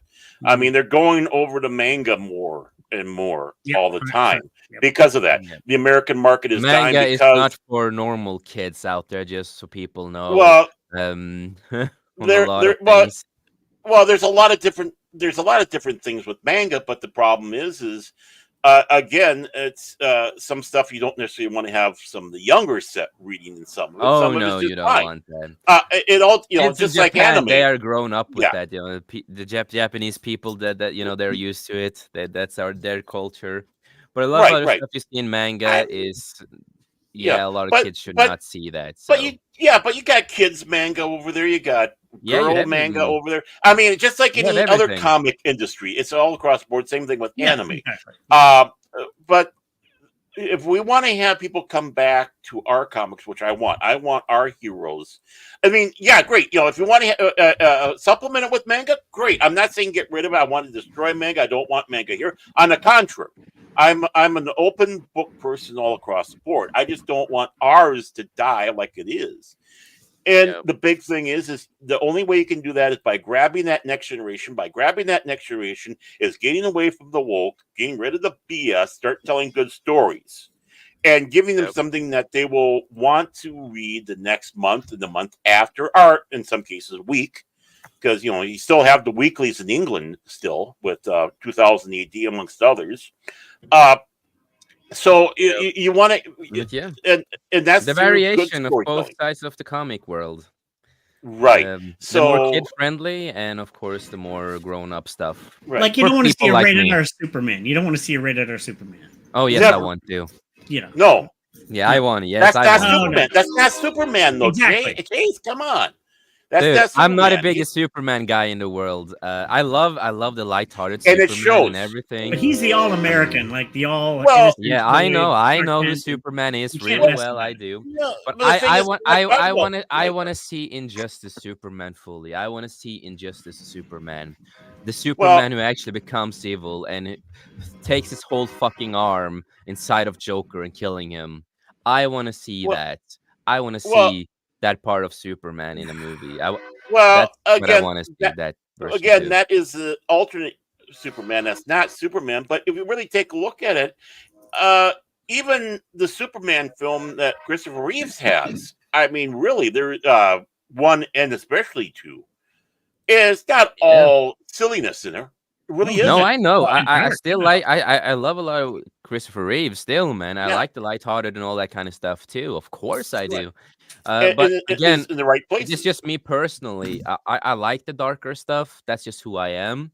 Yeah. And for me, my favorite storylines in DC is like, a Dark Knight and especially Injustice, because I like the darker aspects of stuff. That's who I am when it comes to movies. I like more of the darker stuff. But I want a variation, I want to see this version of Superman going totally bad and killing. I want to see that version of him. But I also want to see, of course, the lighthearted one. I want to see both, of course. But I just want to see a full version of him going more bad, and stuff like that. And that's what we were getting with, of course, Zack Snyder. He inspired from Injustice and the Dark Knight stuff, right? But he wanted Superman also to be light. That's why they try to change the world. So Superman did not go to that side because of everything that happened to him. And then we got, the more lighthearted Superman and stuff like that. And it would have been interesting to see what would happen with Superman of Steel 2, of course. Right. But because, I never really considered Superman lighthearted or anything in that aspect. I always considered, but, the Boy Scout, he's there for truth, justice, and wait for it, folks, the American way. If they wanted to go darker, Baron, then they would have done... They've already done an animated movie of this, but if they wanted to do a live action, they would go with Injustice, where Lois Lane is killed and Superman goes insane. Yeah, what do you think that was Zack Snyder was doing? That was the storyline he was telling in the movies. That's why he also, in the movie, she's the key. Lois Lane is the key because she's the reason Superman goes bad in the future. Because she dies. Yeah, that's the reason. Yeah, if you watch the full version of also the Snyder cut of the real version of the movie, you will see that. You mean the Batman versus Superman? No, thanks. I already watched that. No, Justice League, right? Oh, or Justice League? Yeah. Oh, the actual Justice League. Okay. Yeah. Yeah, I need to watch that. Because that's the story Zack Snyder was telling. But, they tried to fix the future, so Superman didn't go that way, and he was still, the good Superman everybody loves. But I'm just... yeah. And that's my problem that I had with Zack Snyder, especially when he's dealing with Batman versus Superman. There was no context. He was taking the Dark Knight Returns, the last part of Dark Knight Returns. What are you talking about, man? It's a the context comes down to this: they were taking a lot out of the Dark Knight Returns. And what's the important part is why was Batman and Superman hostile, or at least Batman hostile to Superman? Because Superman sold him down the river. There was no, he could. No, in this case, he sold all the other superheroes down the shitter in this one. He betrayed everybody. Oliver Queen had a particular hatred for Superman because not only did he lose his job, he lost his arm. So there's that context. This is them meeting. and it's hard That's to a true have a comic meet. version when they had all the other characters too, so it was a lot more context with a lot of the other superheroes and Yeah, stuff too. but But when you're Zack meeting, Snyder didn't have these characters in. See, when they redid back in the 80s, when they did the redo, and you actually did have the first meeting between Batman and Superman. And we have to remember these guys are friends, but at first it's like, yeah, they're going to be sizing each other up. And the comic basically went down the fact that Superman was going to came into Gotham. He was going to, he's checking out Batman, what type of guy this Batman is. And Batman informs Superman. And if you haven't read it, okay, spoiler alert, but this is something that's 40 freaking years old. That's your own fault. Okay, so, and he basically, he goes basically that he's going to, what's stopping me from grabbing you basically and taking you away? He goes, simple. I have somewheres in Gotham City, an innocent person has a bomb strapped to him. If you touch me, it will set that bomb off. And they go through that whole thing. And at the very end, everything is all done. And Superman goes, hey, wait a moment. We're not done yet. What about this bomb thing? And Batman pulls out the bomb and it's on him. Because Batman obviously is innocent. He's not doing anything wrong. He goes, I'm the one. And if that you were going to go after me, I'd be the one that'd be suffering, and you'd be the one. And that's where they got that respect for each other, and they realized back and forth between the two of them, they could trust and they could like. Now that is a beginning where they do work with each other. Not go, let's have a big fight. That a big fight like Batman v Superman is years. The build up to that and have that massive, when you read those in those pages and even saw, it's like, holy cow. So that's why I'm saying there was no really true context. It's something that you don't spill that right away. And that was one of the problems that I had with Zack Snyder doing that. I'm not shitting on Zack Snyder. No, I see your point. I know about the comic I read, and I know where you're coming from. And I know a lot of people don't. And I know a lot of people don't know about the redux that they had of when they did the redux of Batman in that first meeting. But it set the tone, and again, they were good friends, bats and soups together again. Yeah, no, I totally get you, man, where you're coming from with that. I totally understand. For me personally, I liked what he did in the movie, of course, still, but that's just me. Because the way I view movies and the way I like movies. But we all are different, and that's what's so great about it. We all are different on it. Even though I like the Dark Knight comics and the builds up and a lot of these kind of stuff they did in the comics, I still enjoy the movie for what it was and what he did. And I liked the context of what they did in the movie, and Batman looked at him as a bad person, an alien, all that kind of stuff, and how the world was turning against Superman, all this kind of stuff. I like that whole context thing because that was more my vibe of a story. But that is just me. Because again, yes, I love comics. There's a lot of great characters, but there's a lot of characters I do not care about. There's a lot. It's like I don't care if I didn't. There was no Green Lantern in Batman versus Superman. I didn't care. That's fine by me. It's just how I am, and we're all different. Yeah, what part is in this Justice League, the Snyder Cut version? What part is the stuff you were talking about in Justice, like middle of the movie? Because I know it's like a 4-hour cut. I'm not gonna tell you. You just fucking watch it. Okay.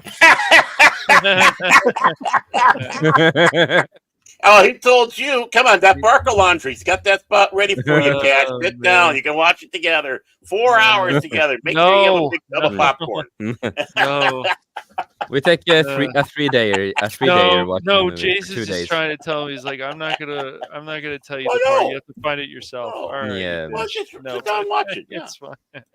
But no. So actually, I took a lot of inspiration from Injustice, and that is one of the reasons I really enjoyed the movies too. Because again, one of my favorite comics and games, story games from DC, is Injustice, because I just really enjoyed what they were doing, and it was so different, and it just felt more in my vibe of what I like. That was so great about being geeks back in the day too. We all had our favorite styles of storytelling, and it's like even my favorite Justice League team, it's not even with the original heroes at all. My favorite Justice League story is basically, they're not clones, but it's Justice League 3000 in the future. They're not directly clones, but they're people that are imprinted with the memories of the heroes and powers and stuff like that. And that was more my my favorite part of the Justice League. Yes, it wasn't Bruce Wayne, but the character acted like Bruce Wayne because they had the memories basically of Bruce Wayne, the personality of Bruce Wayne, and all this kind of stuff. But I really enjoyed those stories because it was so different and it was really dark, and it was just more my cup of tea, you know. And is there anything you didn't like about the Snyder Cut, or did you pretty much feel like it was? Oh, bite your tongue, Cash. No, I'm serious. The biggest thing for me with the Snyder Cut is mostly some of the coloring. The coloring, certain scenes could have been cut down a little, and stuff like that's just really small parts. But the biggest one, remove Ezra Miller. And well, yeah. No, I got that. I think everybody agrees with you. I think everybody except for Ezra Miller. That's and what's his name? James Gunn. Zack Snyder. Remove Zack Snyder. Oh, okay. No, Ezra Miller. Yeah. Oh, no. Except for James Gunn. James Gunn wants more Ezra Miller all the time. Yeah.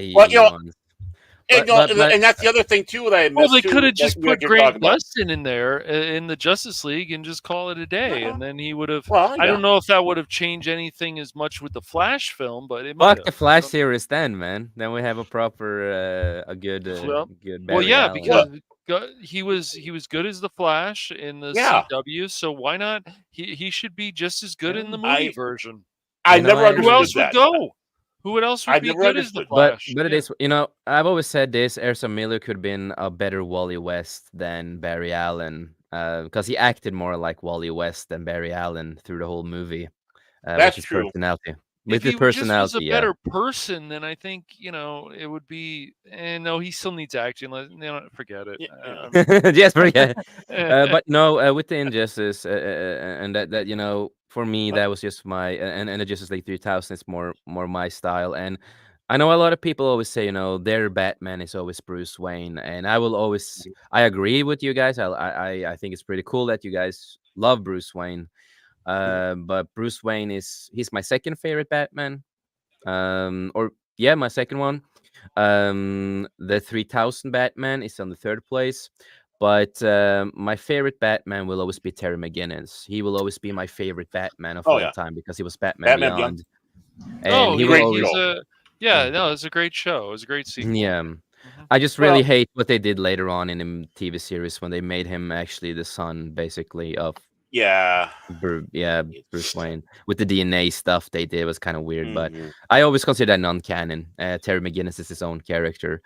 But Batman Beyond, like Terry McGinnis, will always be my Batman. My favorite Batman. It's a solid choice, man. So. Well, yeah, I mean, exactly. But that's what's so great about geeks, man. We see different stuff. We like different stuff. We can talk about. We can argue. Even with directors. I'm looking at you, Kilted, you bastard. What? And that's good, man. Well, just like you were saying, this is exactly how we were when we got together face to face in the old days of fandom and had our discussions. And I mean, they were lively and such like that, but it didn't mean that we hated each other or whatever. We could appreciate. Yeah, it was like, I don't like that character, but I can understand why. But I'm not going to defend this character, and this is the reason why. Or I don't like the representation they did to this character. Then me and Kilty can also, that me and Kilty can be a good example of that, because we can have arguments about, the Crow movie Rebel Moon and other stuff, and we can go back and forth and trashing each other, but we're still friends, aren't we, Kilty? No. No, okay. Well, you know what? You're fired. Wow, he went full Donald Trump. Wow. You're fired. You're fired. No, you're fired. No, of course. I mean, why else would I show up? I mean, because it's fun. Exactly. Because we live in an echo chamber and blah blah. Yeah, it's not like I'm gonna ban you for life from the show because we have different opinions. Oh no! Because everything sucks. Yeah, that's what we say. No, but and that's just it. And my big thing is which Bruce Wayne you're talking about too. Back in the day, it was Bruce Wayne 1, Bruce Wayne 2, because you had only two universes, Universe 1, Universe 2, and then afterwards expanded to how many? And more. Yeah, I know. So it depends on who you like the most and all that kind of stuff, and stuff like that. And it all depends there with the context of. Who you like the best? All I can sit back and say, back in the day, Nobody liked Jason Todd. They voted to kill him. Yeah, and he comes back, and then he becomes a favorite. Yeah, he becomes a favorite. It's like, come on, why you build the character and you sell it on people and you do a good job, and sometimes it doesn't always work, and other times it does, and the good thing people with the start voting, recognizing, you know what, and this that was character's the not good too bad. thing with the voting, that people hated him and wanted to kill him off, right? Mm-hmm. But the benefit of that is when they introduced Jason Todd back, and then he became a fan favorite because of his new character, how they created him later on. So it actually benefited so much from that death. It really did a good benefit for it. Well, I think all across the board with the death in the family, getting the fact that no one liked Jason Todd because he's just this whiny little brat, as he was back then, and such, was you did finally give a real sense of danger. Honestly, no one really knew what was going to happen. They had two different ways to go. Depends on how the vote was going to go. Yep. And the vote came in, and you had to read that. What you had to open up the pages to find out. Really, honestly, no, did he or did he not get killed in this issue? So it was still up in the air until you got your hands in the issue, or somebody who got it before you said, "Hey, you killed him," and you just turn around and beat the guy out and back after that said that. Exactly. But you had that context where you actually did have another sense because he was a main character. It gave that sense of danger that, this isn't all just fun and games. There is a danger to it. But like you also said, when they did bring him back and people started feeling sorry afterwards, like, well, maybe we're a little too harsh on him. Well, he's dead now. Yeah. Oh, yeah, that's right. But you bring it back, and what did we do that we don't replicate the full mistake? Yeah, we need to bring some of these qualities to that character. But honest to God, we don't need to have Wesley Crusher 2.0.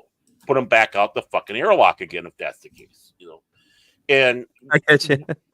That's that's one of the good things. That's a good thing about these storytelling and what we do. I mean, there's still a universe where the Joker killed him, and the Joker killed him. I mean, that leads a new level to even the villain. The Joker's always threatening and all that, but here he did it.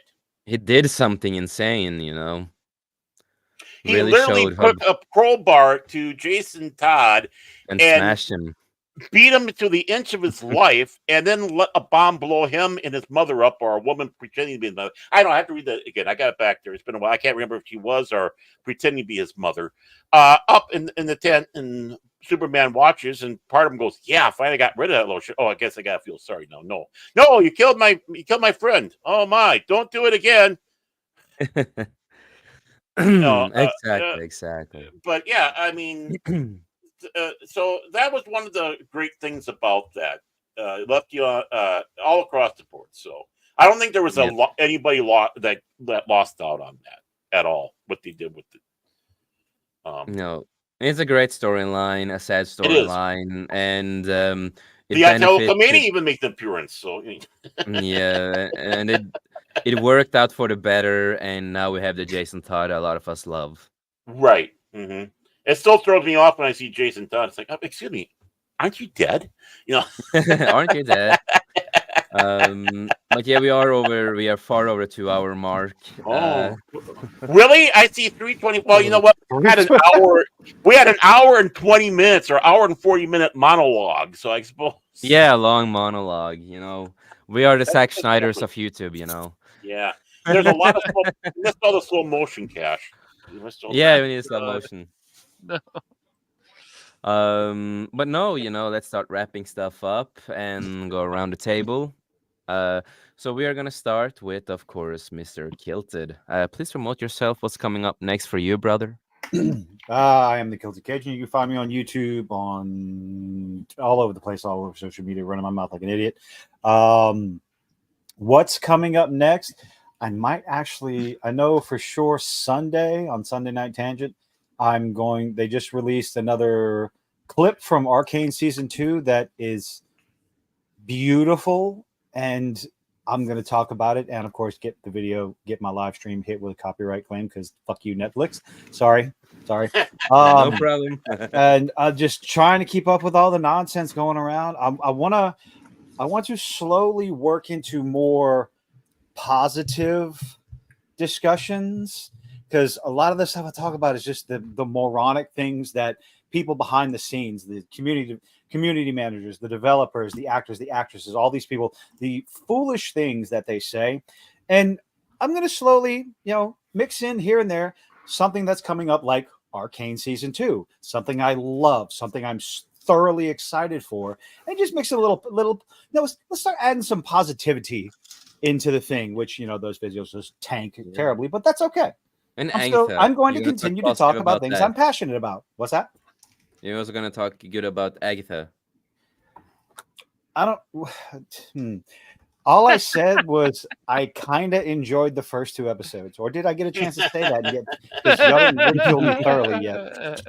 Well, dude, was that is completely fine, man. That's completely. Here's my comparison. It was better than She-Hulk and the Acolyte and Ahsoka. That's just the first 2 episodes. Yes, it's a very low bar. Ow. So, but if you enjoy it, you enjoy it. That's the thing, man. Yeah, that's what it is. If you enjoy it, you enjoy it. It has piqued my interest, but again, the first few episodes of Ahsoka piqued my interest, and that ended up terrible. So we'll see. Yeah, but that's completely fine, man. Earlier in the stream, I talked about there are 2 things that I enjoyed in Disney Star Wars. So when it ended, wow. I mean, wow. What? What the fuck did you say? I said what? The 2 things one of them was when it ended. No, for me it was a book they did back in the day called Dooku, Lost Jedi, or Jedi Lost. Oh Lord! And that was a really great book, really entertaining book, and really well written book. And then it was Bad Batch. I really enjoyed Bad Batch, even though a lot of stuff I didn't care for. Skeleton Crew's coming, so that's. The most promising thing I see about Skeleton Crew is it's gonna have nothing to do with anything else. Yeah, yeah. I'm sitting here going, I'm about to buy a vinyl soundtrack. Oh my Lord, I don't have a record player, and I'm about to buy a vinyl. But no, soundtrack. I get you. Oh, but yeah, Lord have mercy. I like Bad Batch, so there are certain stuff that I can enjoy. And it's like I said with the Acolyte, I can see certain stuff that can work. Just set it in the right timeline and just rework certain parts. It could have worked to a certain point with certain stuff. Yeah, like no Headland. Yeah. Oh, I heard she got promoted. Leslie Headland got another. She's getting another project. I haven't seen any news on it. I just heard something. Got to dig into it. But anyway, that's all I got. Failing upwards. Yeah. And also, I can never mock Cash Money anymore for his Andor liking. So mock him all day long. It doesn't matter. I do. But it doesn't work anymore. Good, man. I don't care what. That's okay. That's like you. That's like you saying you're not going to pick on me for enjoying Barbie. Okay, don't. Yeah, I know what you mean, man. But it doesn't work with Cash Money anymore because it was just so funny when Raging Rhino was on and stuff. He's like, oh, and I'm like, here we go. I knew it was coming. And he's going to talk about Andor. And I will tell people all the time that Andor is still, it's good. Yep. It's good. The character Cassian Andor is good. Now, do we need Andor? No, but I mean, you could say the same thing about Rogue One. It's just Rogue One had some of the best space battles we've seen in Star Wars in a long time. I'll give it that.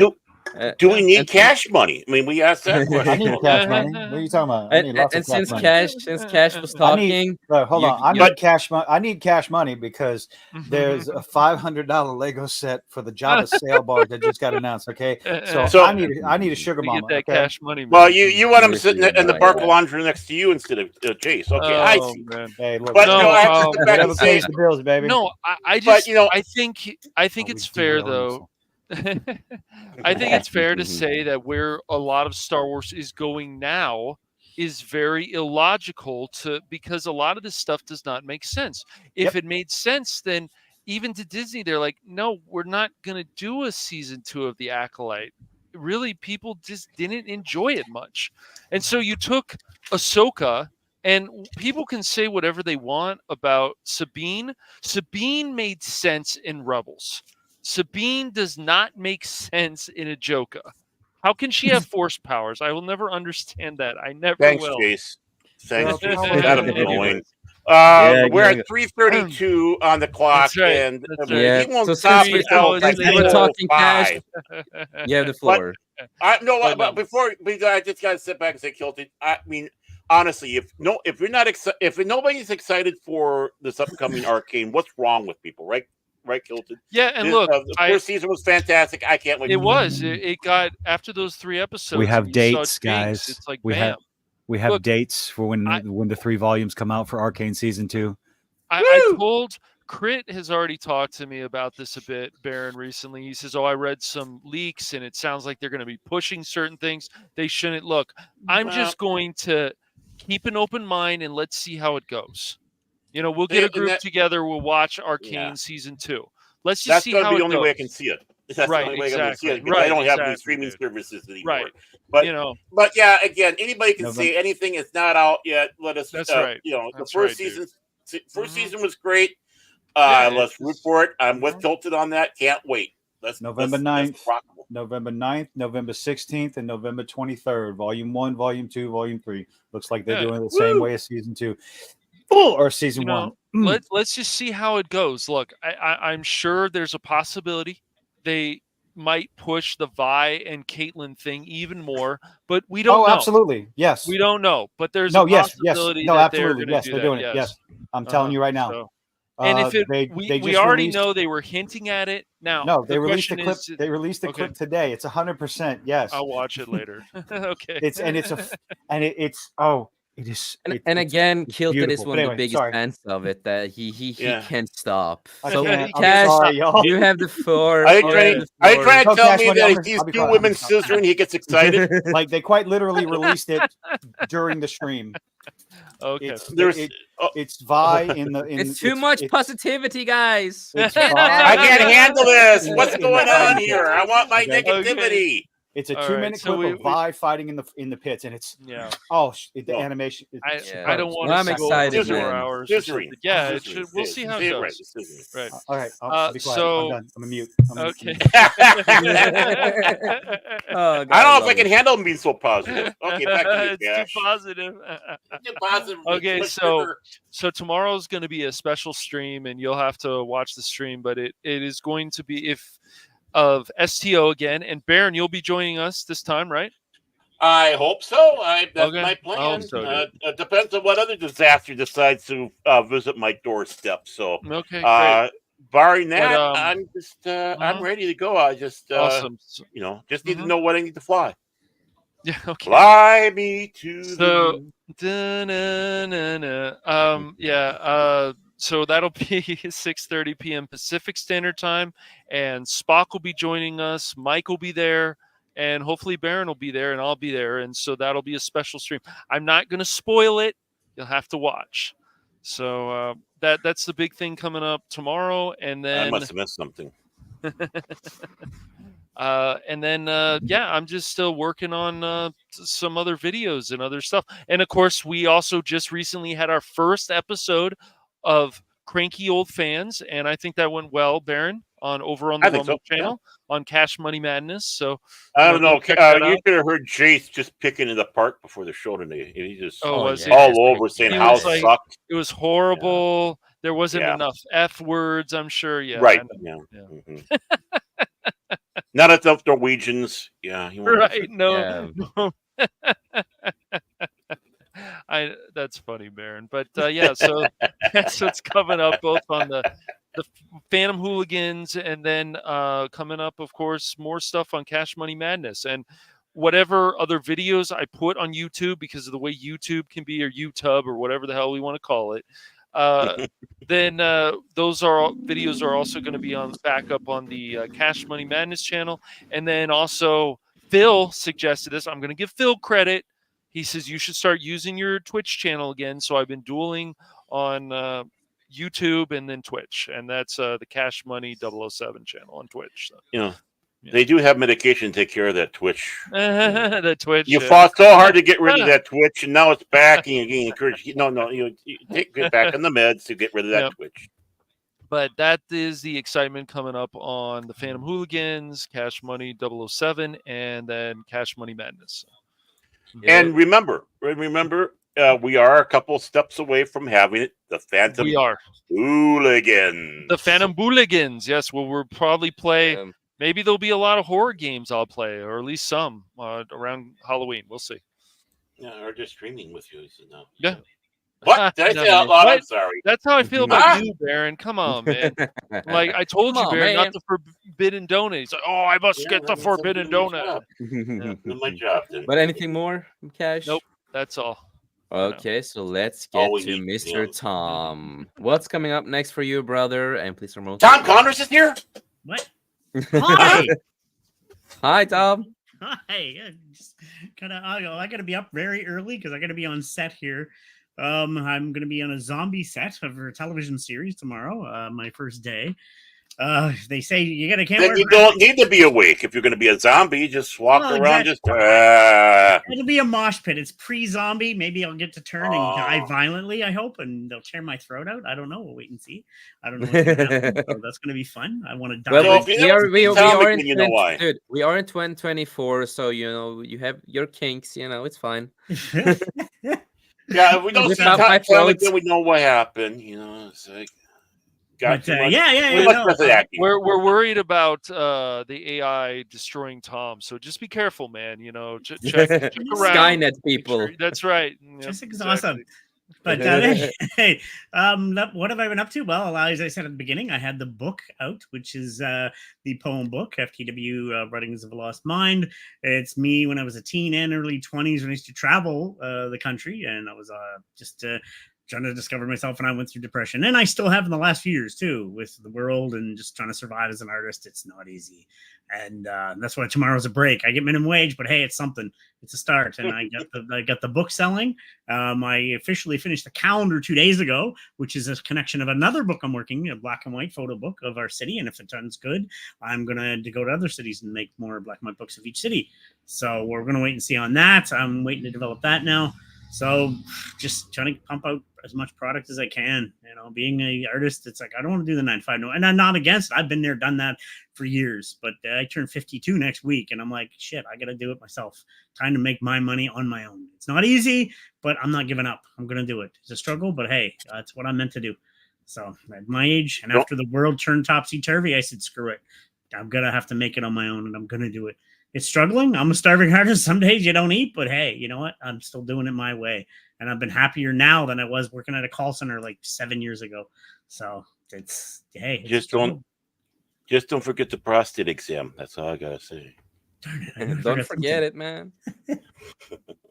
But no, yeah, that's about it, really. And just like I said, I'm looking forward to tomorrow, and hopefully they don't kick me off like you're wearing a graphic tee because of the rules they have. It's like you can't have band shirts, you can't have this. I'm like, well, I'm a punk. I'm supposed to have something. Like, so I'll just wear my long leather. I'm a punk, man. It's like, come on. And I got it's not a face, Mom. That should be a response, on set. I'm a generic punk, yay! I'm the punk from Temu, yay! And I'll just have my PSP in the back because you sit off set, and I've been on movie sets. You do nothing for hours. You sit in a little room in the back. Have my PSP playing. Just waiting for stuff to happen. Yeah, it's like ready for you. Okay, cool. Yeah. All right, I'm coming. Yeah. Yeah. But I love having you on, man. Always fun. It was so fun. Very long, but fun. Yes. I'm walking on set. I'm ready for my close-up. Yeah, and then, of course, Baron Ormantag. You realize that when the great AI uprising does happen, the worst that will happen to Tom is that half will be taken in the divorce. That's all I got to say. Skynet. But for us, as it goes, you can catch, of course, Cash and I. Usually every Sundays and Wednesday at Pacific 414. That is Mike's own channel doing Pop Talk, and that's at noon Central Time, 1 Eastern on Sunday, and Wednesdays, 5 Central, 6 Eastern. And as Cash back and said, we do have our Rumble exclusive only show because, well, screw you, YouTube. And that is Cranky Old Fans. You can catch that at 8 o'clock Pacific, 10 a lot of fun. Central, Right. It's just the two of us, about an hour long pontification of stuff. And we do invite people to join along for that wild ride. And let's get a little more exposure to Rumble, Rumble, Rumble. Because, again, it's a great, what would you say, counterpart to doing stuff on YouTube. So, and of course, all the other stuff, of course, Yasha says, whether it's doing the gaming tomorrow night and such, of course, being here every Thursday with Jace on the Beyond at 5:40. So that's my exciting life, boys and girls. Yep. And I hope I'll just pass the torch along back to Jace because it's his show. Yeah. So far until I take over. I want to say it's been a really great show tonight, and it was really hard not saying the R word. Return. But no, I really like the new format that we're doing and all of that, so it's gonna be fun to the future with it. And but it was really hard not to say certain words, but it's a good challenge. I like challenges, so it was a lot of fun. But other than that, I don't know how it's gonna be this Friday, Tom, with Comic Relief. But normally I am there with Comic Relief Crusader on Fridays. And we will figure out what happens tomorrow, if there will be a stream, or Tom, if you're going to host it, or what's going on. Oh, no, I remember I'm going to be on set, and that's usually a 12-hour day, so I'm not going to be able to be there tomorrow. Oh, okay. Yeah, I told him he probably will be hosting it tomorrow, because, I'm not okay. I'm going to be on Hey, set. Tom, what you need to do is you need to make Cash jealous and tell him about the size of the food trailers they have there compared to the ones that gets parked in front of his place, and say how better it is than when they were feeding Cash money when they had this exactly. Yes. Yeah, but, that's some weird delusions you have there, Baron. Yeah. But if there's a stream tomorrow, of course I will be with Comic Relief Crusader. And of course, I will get back. We will get back to Skullcast. Unfortunately, I slept so long. The day we were gonna do it, I slept so goddamn long. I do have an illness that makes me chronically tired all the time, so it's not always easy to handle the sleep schedule sometimes, and sometimes I do feel really ill. That's one of the reasons I could not join Tom and Comic Relief Crusader on the Tuesday stream, because I was feeling so unwell and dizzy because of my illness. But it is what it is. So we will get back, of course, to Skullcast and have fun and talk about a lot of fun stuff. And of course, normally when Corey, Sir Talks-A-Lot, has his streams, I always try to join him as often as I can. And again, 5cast is, of course, still delayed into further notice until Prismatics is feeling super okay to do those streams again. All I can say is that he is feeling a lot better. It's going the right way. Get better, sir. Get better. Yeah, get better. And other Send than him that, in the chat space, so yeah, definitely get better, man. Yeah, get better, brother. We love you. And working on a lot of other stuff. I'm working on the re-edit of Acolyte, of course. I work on some intros and stuff like that. I'm almost finished with Kilted's new intro stuff and stuff like that. So I'm gonna try to finish that up next week, and after that, I'm gonna work on a updated intro on this channel finally, because Baron doesn't let me forget that I've said it for a long time. But I am gonna work on that after that. But I'm prioritizing Kilted's intro right now. Well, I'm doing it for Tom. His name's not in there. I'm trying to do it for him, so he gets the proper exposure that he needs. Yeah, it's nothing to do with me. I see. I'm just being magnanimous. Oh yeah. It's not because of you. Yeah, I believe you. Yeah. No, nothing to do with me at all. No. You ignorant. You ignorant. And other than that, working on merch, working on designs and stuff like that too. So I will release more merch at some point. It just takes a little time to create stuff, and I'm trying to find all the old creation that I had before too, because I've had requests that people still want the Bruce Lee hoodie with Bruce Lee with a lightsaber, because apparently that was really cool. So I'm gonna get that back too. I have found the files and everything. I just need to recreate it. So I will do that. But other than that, as I always say, just remember, life's too short. Make the most of it and win 540 Studio. We love you. We appreciate you.